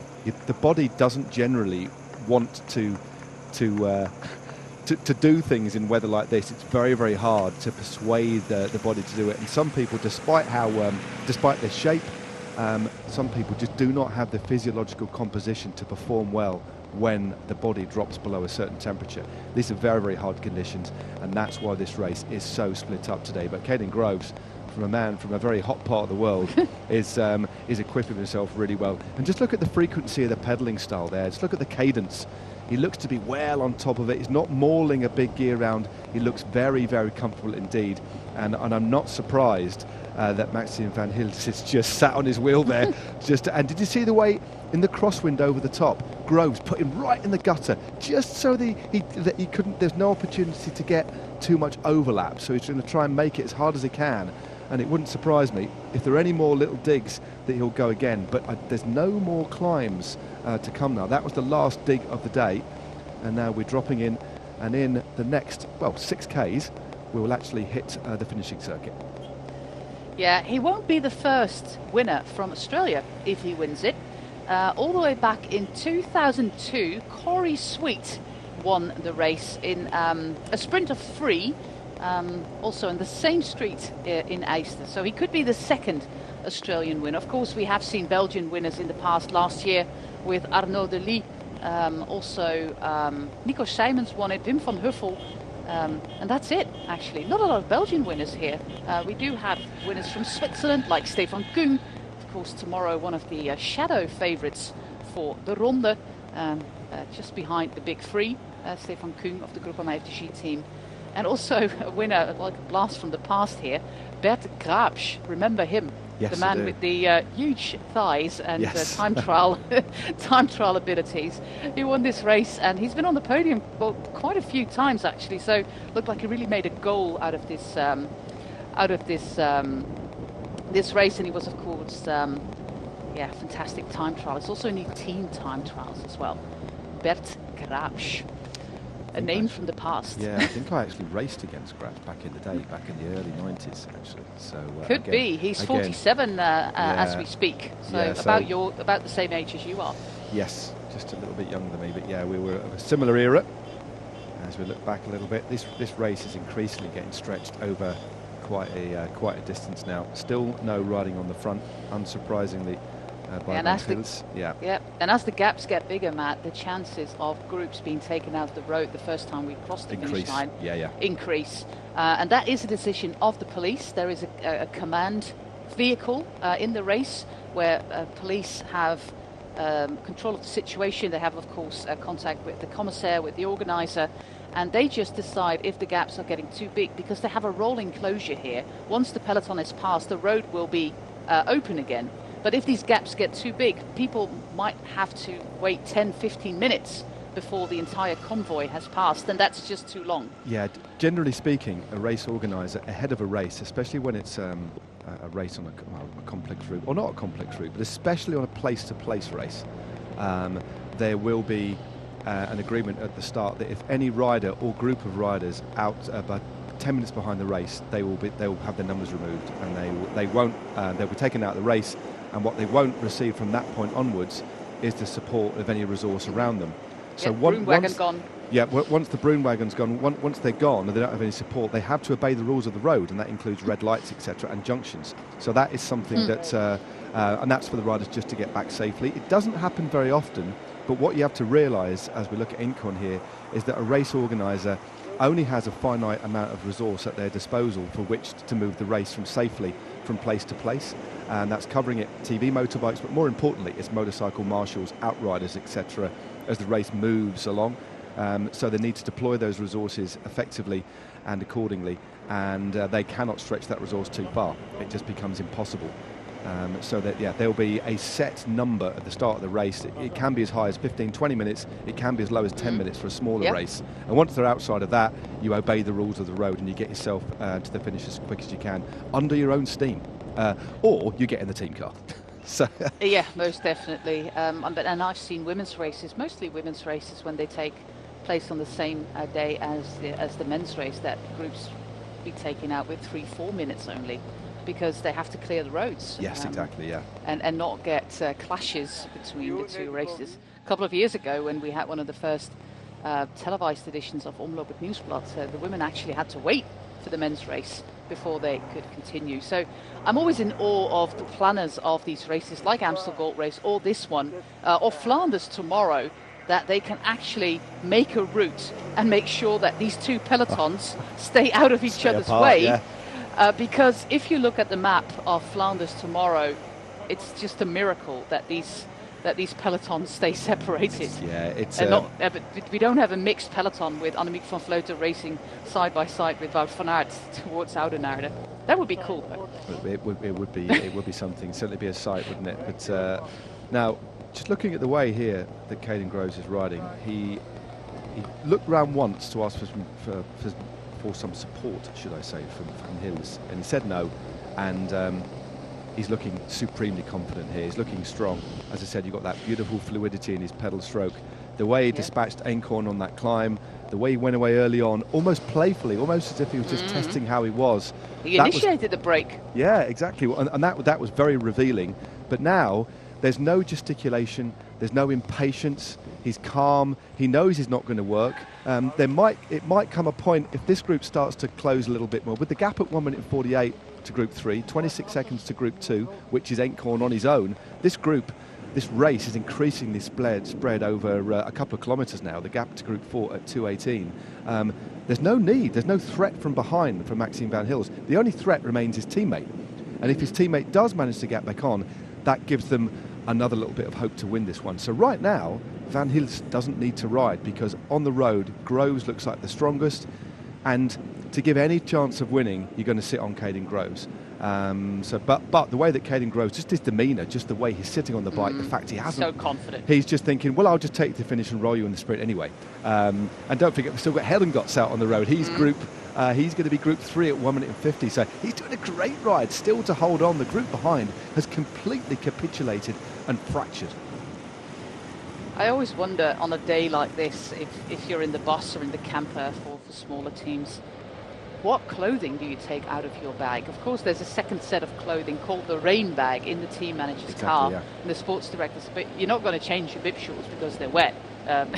So what do you put on, and how do you stay comfortable? You're going to be thoroughly soaked in the first hour alone, and most of it, there's Incheon. Most of it doesn't come from the sky, Matt, but it actually comes from the road. You get wetter from the water on the road than you do from the water from the sky. There's the harmony again. This is the Caden Groves Symphony, by the looks of things. I think they're actually playing a very well-known song. But it's the fanfare, or harmonie, as they call it in Dutch. Crossing the finish line for two local laps. Incheon, a little bit of discussion there with the team manager. There's some quite harsh gesticulations there, wasn't it? Keep on going. I think it was Maxime Montfort behind the wheel there, former pro rider. they're going to secure at least 2 spots on the podium here. I don't think we're going to see Helen Gotts get back in contact with Einkorn, not with only 12 kilometres of racing still to go. All that Lotto and Destiny can hope is that Caden Grove starts to fade a little bit, but just by the way he's riding at the moment, he looks supremely confident. And Einkorn on his own, it doesn't seem to be making any impression. He's riding at or near the same speed. And they've got another minute and 20 seconds back to Helen Gotts, who's doing a superb ride, although the gap to him in Group 4, with the 2 riders chasing, is now only 28 seconds. Still a great ride by this man, but everybody now, aside from, I think, Caden Groves, is almost in some sort of survival mode. First, they just want to get through, get to the finish as quickly as they can, and if they can, hold on to a decent top 10 place. But this man today is an absolute machine. It's not cut and dried that he wins this one. He needs to be careful. He just needs to make sure that they don't get Einkorn back, hold enough back for that sprint. And it's a complicated one. Although they're on the circuit now, they'll hit the finishing, they'll turn, rather than turn right onto the finishing straight, they'll turn left the final time through. But next time through is the bell. Yeah, and I'm really happy that we don't have a peloton of 100 riders on cobbled street with that that left-hand turn running into the finish line, because that would create all sorts of nasty situations. Well, the cameraman or the director is giving a lot of love here today to Rune Hergos for his valiant effort. In the distance, the chasers are Camille Bonneau and Matthias Breinhoy, but look at how cautiously he's going through that corner there. On the cobbles here, on the Diepstraat in IJsden. A lot of people there. That's great to see. It is a good crowd, isn't it? They have beer.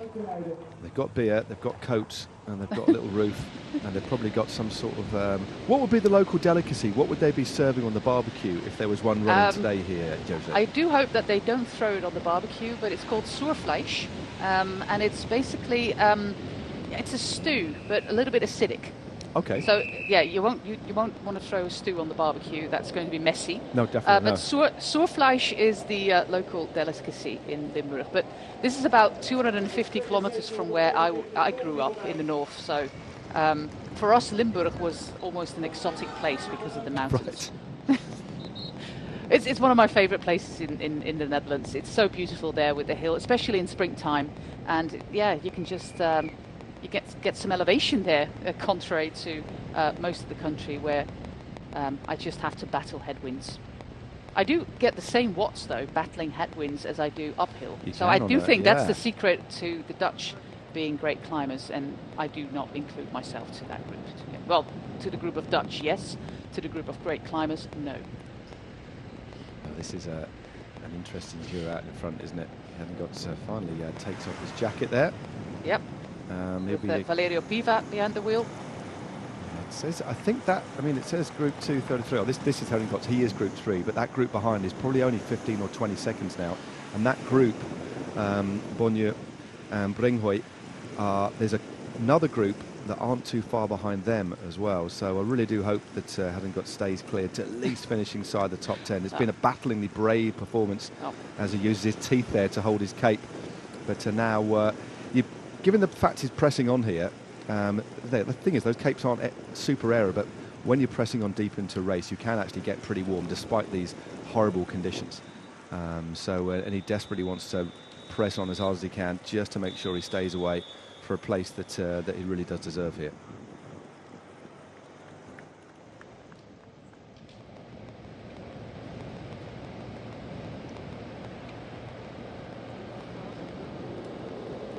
Still no hope for Van Hils.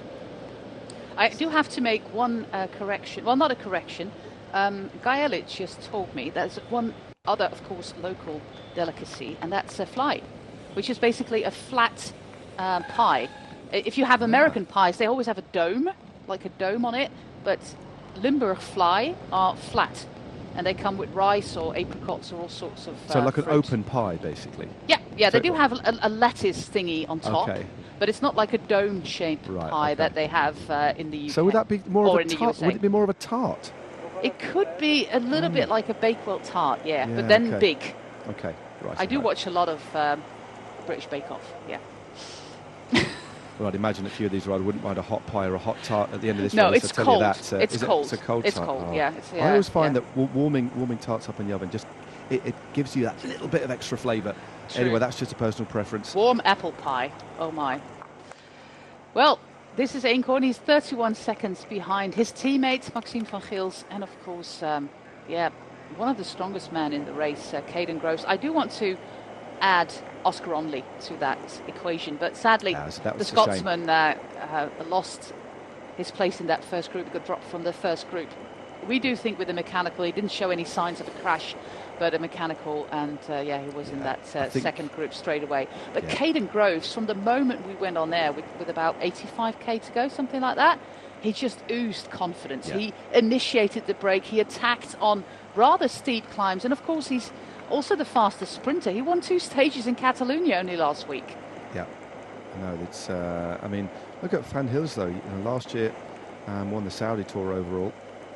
And a stage, but it's been really consistent this year in Oman at a hatful of top 5s. Best was second place in stage 2.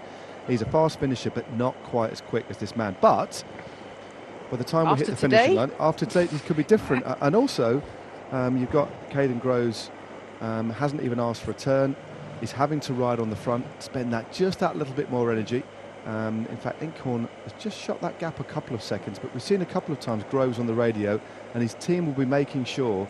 Critical now is energy management, okay? So Groves wants to make sure they keep Eenkhoorn at bay, otherwise he becomes outnumbered again, and the terrain won't be in his favour quite as much. They just could throw attacks at him. He's clearly got the advantage on the climbs. I'm sure he will be able to shut things down, but it'd be far easier. He'll become under a lot more threat with 3 riders rather than 2. So he needs to keep... the gap's gone up actually, 53 seconds, so he's doing a masterful job here. So he doesn't need to go any harder than this. His DS behind could say, knock it off a little bit, just make sure you keep yourself fresh. You're clearly confident, but don't get overconfident. And the pressure now, arguably, is on the shoulders of Van Gils. They had that numerical advantage. It's gone because of the sheer power of Caden Groves. And now they're going to be in a dangerous position that they might not have enough power to overhaul him. But to be fair to Van Gils, I don't think he's got any other alternative. I think he's made the right call. Groves knows the score. He understands how tactics works. He also knows he's the best sprinter here. So why on earth would you tow a sprinter all the way to the finish when you've got a teammate trying to get back in contact? So everybody understands the tactical status quo here. So it's just going to come down to, can Maxime Van Gils find something super special on the pavé? But just look at the different body language there. Groves looks enormously composed, doesn't he? Yeah, that last turn, it's 250 metres from the finish line. It's on cobbles, it's wet, it's been a miserable day out. So what kind of plan can Maxime van Gils think about to actually win this race? The one plan that you could try is to go long into that corner and maybe try and gain a couple of seconds. But the way Groves is riding, I think he'd react pretty quickly. And of course, when you've only got 2 riders, there's no element of surprise. All the element of surprise is gone unless you drop off and then come by. But coming into the final lap, Groves is going to have his spider senses on 10, making sure that he's covering everything off, making sure the wind is running on the correct side of the road. So if there is an attack, it can only come from one side. But again, when it's just one-on-one, it's very difficult to get the upper hand in terms of causing any sort of surprise at all. So it's just going to come down to the sprint, yeah. I was looking at that motorbike pilot and I thought, where is his cameraman? But he's hanging from the side of... He was just completely hidden to give us this lovely shot. Well done for the cameraman. That's a great shot, isn't it? That really is a cool shot. Team DSM just mentioned on Twitter that Onley indeed crashed. He did crash. Okay. He did crash, but we couldn't see that. He's back up, isn't he? Okay. He's back up. He's still in the race, but clearly out of contention for the win. 1 minute and 3 for Eenkhoorn. Final 5 kilometers coming up with a rider from Belgium and one from Australia.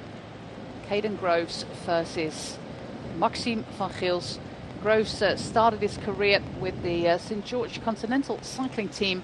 After a short stint with Mitchelton, he went to the SEG Racing Academy, one of the prominent development teams up until a few years ago in the Netherlands. A lot of big current World Tour pros came through the SEG Sports Entertainment Group team. Sadly, they folded and then went to Mitchelton Scott's Bike Exchange. And this is his first year with Alpecin de Koning. He's 24. So he turned pro rather young. He's from Gympie. It's a great name, isn't it? It's a great name. I just got confirmed that it's Gympie in Queensland near Brisbane. And he can get his 12th win to date. He had a stage win in the World Cup last year as well, in a bunch kick, beating Denny van Poppel and Tim Melier, kind of giving you an indication of the speed that this man, other guys in the top 10, Molano, Pedersen. He's a fast guy, Caden Groves. When it comes to Van Gils, you already mentioned he's been particularly successful in the Middle Eastern races again this year. He did really well in Oman, coming in sixth in the GC, almost winning on that really steep, short punch up to Kuriyat, that stage that was won by Jesus Herrada. So he was another top 10 in one of the Middle Eastern races.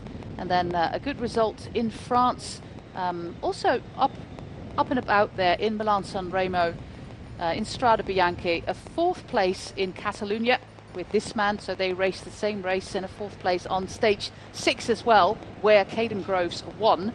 They know each other. They sprinted against each other on the stages in Catalonia.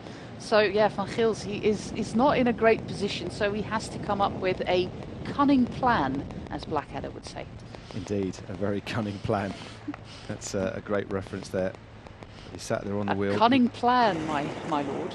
Indeed, I do love that show. If any of our international viewers are unsure of what it is, it's a British comedy with Rowan Atkinson, and it's absolutely wonderful. Back in the 80s. Sticky so to look it up, it's good.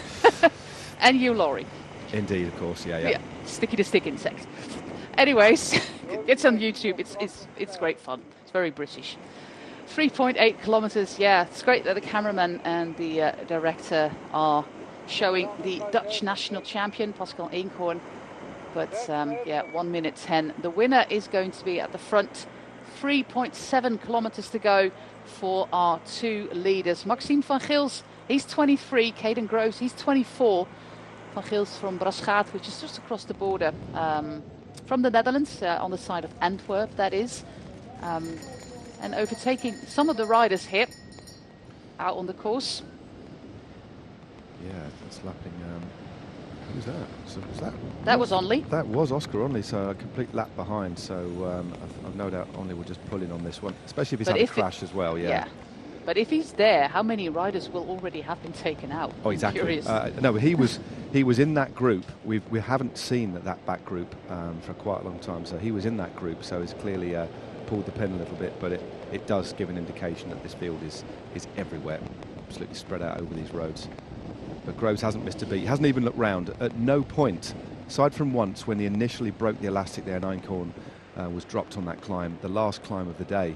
He looked round once, there was a response of "I'm not riding," shook his head, and ever since then, every time we've had the camera, the only direction that the Australians have been looking in is in front, which suggests supreme confidence. And I would imagine, although I can't obviously tell you what's going on in the mind of the Belgian sat on his wheel there, would make Van Gils just a little bit nervous. It's the opposite of staring somebody out. It's like completely ignoring them, which in many ways is actually quite unnerving. It's like, well, I don't really care about it. I'm going to do my own race. Let's see what happens in the last few hundred metres of this race. But I think the only way that Van Gils is going to win this is maybe to try and go early, jump really hard, maybe lay off the wheel a little bit, go hard into the corner, steal a couple of metres and see if he can carry it into the line. Unless he just stays on his wheel and tries to accelerate past him in the finishing straight. But the finishing straight, looking at the wind direction, it's a crosswind, but it's quite sheltered from the housing to the left and to the right. So I don't think the wind, in terms of direction on that sprint, especially given the fact it's only about a 200 metre finishing straight on cobbles, I don't think the wind will play a big part. It's going to be who's got the best legs, who's got any ounce of explosivity left at all. If Caden Groves really praised the mental game, he just has like a casual glance upon his shoulder and that face of recognition. Oh, you're still here? Oh, yeah. And then thanks. just goes, oh, yeah, it's lovely. Proper, this is proper. Okay, in a minute it's going to be leg games, but right now it's mind games, I tell you. It's most definitely mind games. Final kilometre. For those of you wondering why this race is called Volta Limburg, Volta is actually the electricity company that sponsored it. We saw the banner there on the bearing. I It's wondered just that. like I wondered it because I thought that's quite Spanish, volta, isn't I it? As have in terms of volta. Yeah. answers to all your questions, Matt. Good stuff. Well, I do know now. When it comes to regional food, dinosaurs, and sponsors in Dutch racing. But let's get to the final kilometre. Caden Groves, he's glancing over his shoulder. Maxime van Gils, he's battled against Caden Groves in Catalonia. He's got 2 pro wins, Maxime van Gils, and Caden Groves has already got 11, including a win in a Grand Tour stage. That final corner is coming up. Some local residents didn't get the memo that they had to remove their car on race day, apparently. But we're going into that final corner. Big props as well to that man standing out in the rain all day, the volunteer marshal there. That's the final corner coming up. Indeed. What is Maxime van Gils going to do about Caden Groves, who is, of course, faster than the Belgian? He's going to try and encounter him. A little bit of a sprint towards that last corner, 250 meters. He's checking his gearing there, going into the final corner. Is he going to get past him in that final corner, or just a sprint straight from the top for Caden Groves? Maxime van Gils, he knows this is a lost battle. He knows Caden Groves is the best rider in the race, and today the best rider also wins. Caden Groves wins Volta Limburg Classic 2023 after a rather dominant and confident display by the 24-year-old from Australia. Wow. Just from the moment we had him on camera today, he was supremely confident. Well, that was a display of just raw strength in the most awful conditions. A nice sporting handshake. Van Gils couldn't do anything else. You know what? He played the only game they could play. You cannot take anything away from the Belgian. A solid second place. That would be 2 spots on the podium. But this man was quite simply the strongest. And I think of all the races that we've seen him win and perform well in, this to me suggests there's another dimension to this man, that he should be somebody that starts to ride races like Gent-Wevelgem. I mean, Alpecin de Koning have got such a wealth of riches when it comes to this sort of racing. They really have. But an important win, and thankfully didn't take both hands off the bars till he'd come off the cobbles there to avoid any possible mishap. But another spot on the podium here for Lotto Destiny. A lot of points scored for a team that were relegated last year, so a solid day out. But I don't think anybody can be critical of the way they rided. They just didn't have the firepower. They had the manpower, but physically couldn't beat Caden Groves, who today was on another level. Groves was already in a first group of around 12 riders, and then we had a group of 5, including 3 Lotto Destiny riders, bridging across with Milan Mente, with Maxime van Gils and with Pascal Eenkhoorn. They had missed the first cut, and then they had to work really hard to get to the front. And in the end, they ended up with strength in numbers, with 2 riders in that first group, but second and third on the podium. Nothing could be done about Caden Groves today, starting with lucky 13. Oh, yeah.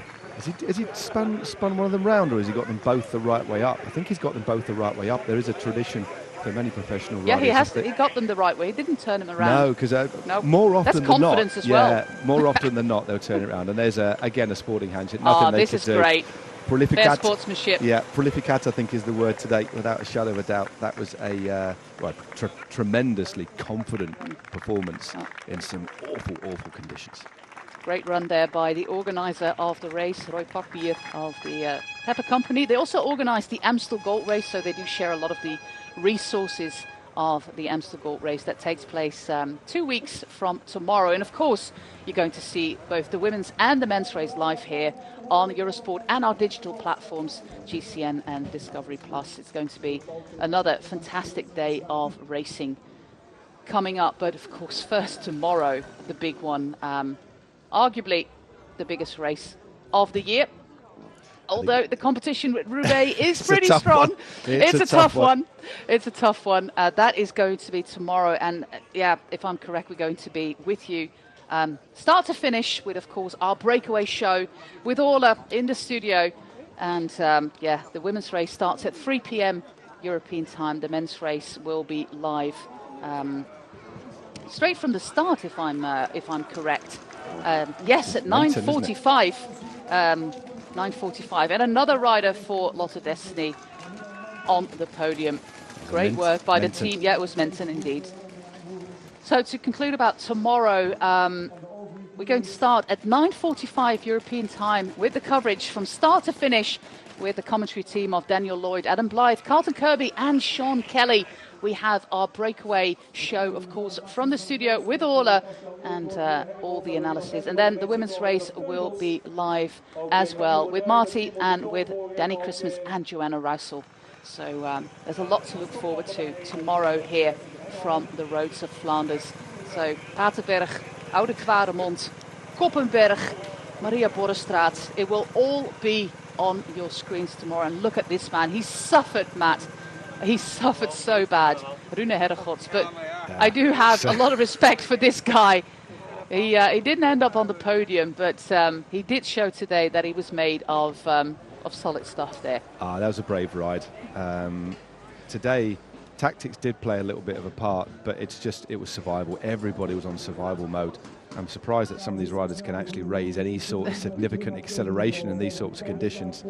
I think this just might be outside the top 10 there, but no, interesting shot of them. Another lovely bit of cycling out of context. 3 thrones and 3 buckets for the riders to sit right, continuing like the theme of bizarre behind-the-scenes shots as the relatively chunky peloton comes into the finishing straight. With Senna Leijsen there for the Alps in the Koning team. They will have a little bit of champagne there at the bus. We have Jumbo-Visma. Yeah, they were represented with 2 riders in that first group with Colby Simmons and Johannes Stone Mietet. But yeah, both of them got dropped. And yeah, it's one of these races where Jumbo-Visma didn't score. It happens. It does happen. They are human after all. It might be different tomorrow because, yeah, Wout van Aert, he doesn't have it yet, the Tour of Flanders. Mathieu van der Poel has it twice. And then, of course, we've got Tadej Pogacar, who can do, well, basically everything. Win Grand Tours and win Flanders. But, well, Matt, there might be, we have a saying in Dutch. It goes about 2 dogs, but I'll just have 3. If 3 dogs fight for a bone, the 4th might take away the bone. So that might happen tomorrow. With yeah. It's a good point. I think it's going to be a race of riders looking at this lineup and taking opportunities earlier and earlier, because the top 3, unless they have bad luck, if you leave it too late, you're just not going to outpower them. So teams are going to have to think very, very smart tomorrow about we're opening things up earlier and earlier. If anybody outside the top 3 or 4 riders is going to have any chance of beating your Van Aerts, your Van der Poel, and your Tadej Pogacars, they've got to think, because they're not going to outpower them. They're going to have to outthink them and obviously have exceptionally good legs on the day. Our top 10 of the Volta Limburg Classic, edition 48, won by Caden Groves, the second Australian to do so. Maxime van Geels, Pascal Eenkhoorn, Rune Herregods, Milan Mente, Lennart Teugels, Camille Bonneux, Timo de Jong, Abraham Stokman and Matthias Breinhoy. Great result as well for Lennart Teugels there, who made the move up to a pro team last year and got himself a top 10 place today. A man who lets out his cat on a leash, Matt. Really? I have never seen people do that, but Lennart does. He has a cat. He has a cat on a leash. There we go. Yeah, you can find Lennart on his Instagram feed and the cat as well. Oh, look at that. This is, I really feel for these riders. It's grim, isn't it? Yeah. We enjoyed the race. I enjoyed the race. That's good. I can't speak for you, but you're passionate about racing, so you love it. Oh no, well. I enjoy it. But these riders, they will need a day or 2 to recover from this as well, because it's not, like you said, only a physical thing. Your body really gets a big blow from racing in these conditions. Yeah, it takes a lot out of you. It really, really does. But just look at. Did you notice the gear selection? Yeah. Coming into the corner, he kept on a really low gear, no labouring in the gear, right on the power. It's a pretty low gear he's sprinting on. There's probably about the 15 sprocket or something like that, which is pretty low for a sprint, but they came from was walking pace around that corner. So thought about the gear he wanted to be in.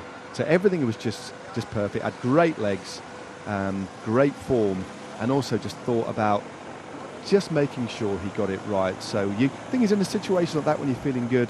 Overconfidence can undermine ultimately the performance that you're aspiring to achieve.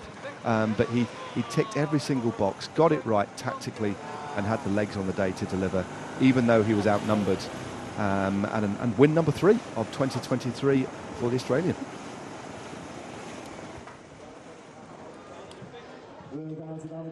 And look at his face. It really shows the sign of a hard day out. And these young fans, they are waiting for a bottle of the winner. But I like this. This is great sportsmanship between two rivaling teams. But yeah, lots of destiny. Yeah, they are in the top 10, Matt. The current standings in the UCI World Tour, they're really, really safe, well into that top 10 when it comes to points. And of course, they got relegated, and the cycle is starting again for another 3 years. But you better go off to a good start, because Astana is only in the World Tour because of their 2020 season. Because crazy, 21 and 22 were particularly bad. And well, this year they had one win from the top of my head with Velasco in, I think it was Ruta del Sol. That's right, yeah. So it's not going plain sailing for the team from Kazakhstan at the moment. But let's hope they can turn it around. The local dignitaries, the mayor. I don't know if mayors in the UK have like a chain. Yeah, medal. We do. Yeah. Yep, exactly the same. Yeah. A bit of pageantry for the podium. But yeah, all our mayors have giant, gold chains and medals. It's really pomp and circumstance. It really is. But yeah, it's obviously a very, very long tradition. But I think, and having been to a lot of European countries with mayors, it's pretty much the same thing. Yeah, it seems to be a tradition that goes through there. Yeah, some of them are slightly. Some of them wear all the old-fashioned regalia as well as others are a little bit more modern and might keep. That's quite a small one, isn't it? Really, that's quite modest compared to some of the enormous ones. It's not a big city. This is no. So it's quite. I'd say it's quite modest and maybe in keeping with the times. Lots of rain, lots of cold, very bad weather makes this victory very special, extra special. Yeah, I'm really happy. Had a good week in Catalonia last week, and I was happy to come here in good shape, so I knew I could have a good day. Can you go back to the moment in the first group when you thought, I can win this race? Oh, not really until the sprint, really, because the way I went, a lot of had the numbers, so they could play it a bit tactically better than me, and I just had to keep pulling. Otherwise, maybe they'd start attacking. So. Yeah, I mean, I guess I knew I had the win when I was first across the line. You're very, very strong. What's your secret? I think it's all the hard work I put in over the winter, and then, it's hungry. I mean, I got to say thank you to the team. They've been very patient with me to get some results, and they're finally starting to come. So, yeah, thanks to them. Going to celebrate tonight? Yeah, I mean, it's back home tomorrow, and then back to Belgium for the Roubaix Recon and Paris-Roubaix. Ooh, we are excited. Caden Groves in man. Roubaix. Yeah. I mean, obviously, Van der Poel would be the leader, but that's the way he's riding there. Philipsen as well. Yeah, they've got a good team. Are joined. Ooh. Yeah, that's it does remind me. He does remind me of Jasper Philipsen, the way that he rides. You know, he's a facially fast very guy. Similar. Yeah, exactly. Really similar looking, and as you say, the way they ride. But they've got such a wealth of sprinters on that team. They really, really have. Well, Maxime is probably not going to warm up for the rest of the day. And after that is ceremony. Yeah, the interviewer of the regional broadcaster L1 is, of course, she wants to talk to Maxime van Gils as well. But the ceremony is first. This is like a throne. It's like what we use for Sinterklaas, I think, which is the Dutch version of Santa Claus that we celebrate on the 5th of December. Yeah, they herald him in and they put him on a throne like that. I think it comes from the local supply of chairs for Sinterklaas. I'm pretty sure. Uiteraard ook graag hier voor de huldiging ook de nummers 1 en 2 bij de vrouwen Misha Bredewold en Lonneke Uneke. Joelle Uruitsi, die is al hier, zie ik. Dan komen ook de anderen aan, dus we gaan officieel beginnen met de ceremonie. Groves is built more like a track sprinter, isn't he? Really is a powerfully built rider. I was impressed with the way he rode the climbs today. Really Most was. definitely. And he knew that he could win that sprint easily, but still, he tested legs. And it's very promising. Because Roubaix, not a lot of people know that, but there's a lot of elevation in Roubaix. Yeah, it's rolling, especially at the start. Yeah, It's really exactly. quite rolling. Are we going to see the podium of the women's race first? Noelle Rucci, the Swiss rider, her first podium, just 18 years young. She is a first-year elite rider. Was part of that junior setup last year of the same team. 11th in Wollongong. And she gets a nice little basket of local delicacies, I think. Lonneke Uneke, she's from the north of the country, where I'm from. Second place for her. Little counter-attack there with Rucci. But winning the Volta Limburg Classic solo is Misha Bredewold. She's already... she's looking at $1 million already, despite the hard race. Of course, they had to wait a little bit before the podium, but I always like it when organisers do a joint podium for both the men and the women's race. Both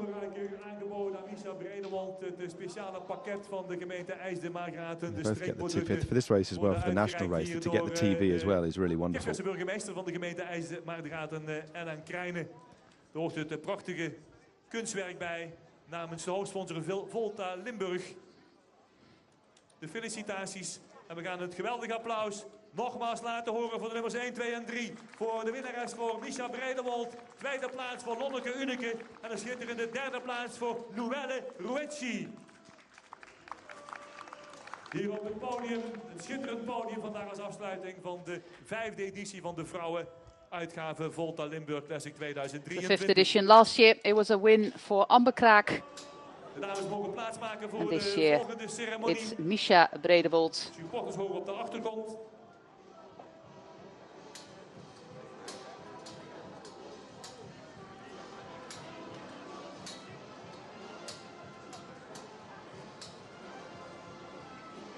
Hier een hele prijzenpakket. And this is that moment that Misha Bredewold overtook her two teammates, Femke Marcus and Anna Shackley, and went for a 14-kilometer solo. We could see Fem van Empel there at the front of the bunch. She did do some attacking earlier on in the race, but she finished in 7th place in her first road race of the season. We will see Fem again in 2 weeks' time in the Amstel Gold Race. So that is, of course, very exciting for the cyclocross world champion. And this is the podium for the men's race. Pascal Inkhorn there, flowers, some gerbera's, as we call them. There's probably an English name for that as well. And a gift basket with local delicacies. There's a lot of beer brewers here in the south of the Netherlands.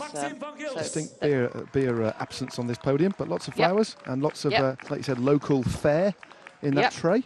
Well, there might be some beer or cheese or... I wonder what's in it. Maybe somebody will share it on their Instagram account. Naar de grandioze winnaar. Meer dan 20 jaar na de zege van Cowie Sweet uit Australië 2002 wint hij vandaag. Hier is hij, geweldig applaus voor. And our winner, Caden Groves, 24 years old. Win number 12 in his career. After 2 wins in Catalonia, his 3rd of the year already, and I think there will be more wins for this man from Australia. That was a dominant display by Caden Groves of the Alpes in the Koning team, led by Johnny Meersman today. Yeah, it certainly was. I'm happy with that, as you said, especially ahead of Paris-Roubaix. No doubt he might have a rest day tomorrow, maybe go out for a spin before settling down to watch Flanders on the Eurosport Plus, on GTM Plus and Eurosport.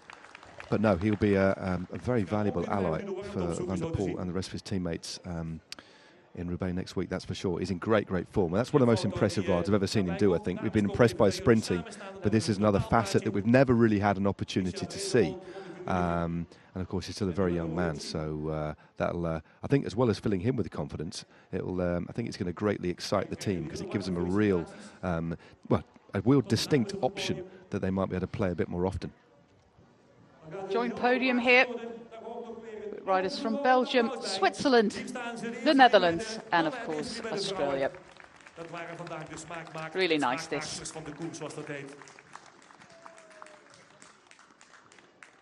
Well, I don't know if we'll get interviews with the runners-up in number 3, but if for some reason the broadcast ends all of a sudden, I would like to say thank you on behalf of Matt Stevens as well. Do enjoy Flanders tomorrow. We'll be on straight from the start, and of course even before the start with the breakaway. It's going to be a fantastic day of racing. Who will be the successors of Lotte Kopecky and now I have a moment of brain fog. Mathieu van der Poel, of course. That is going to be tomorrow. It might be the same winners. But yeah, the broadcast has ended. This is the local presenter, Bas van Mulke of Limburg L1 channel. I don't think we'll get any interviews. So I'll just conclude here. My name is José Been. With me today was Matt Stevens. Thanks for watching the Volta Limburg Classic, and see you soon again. Bye-bye.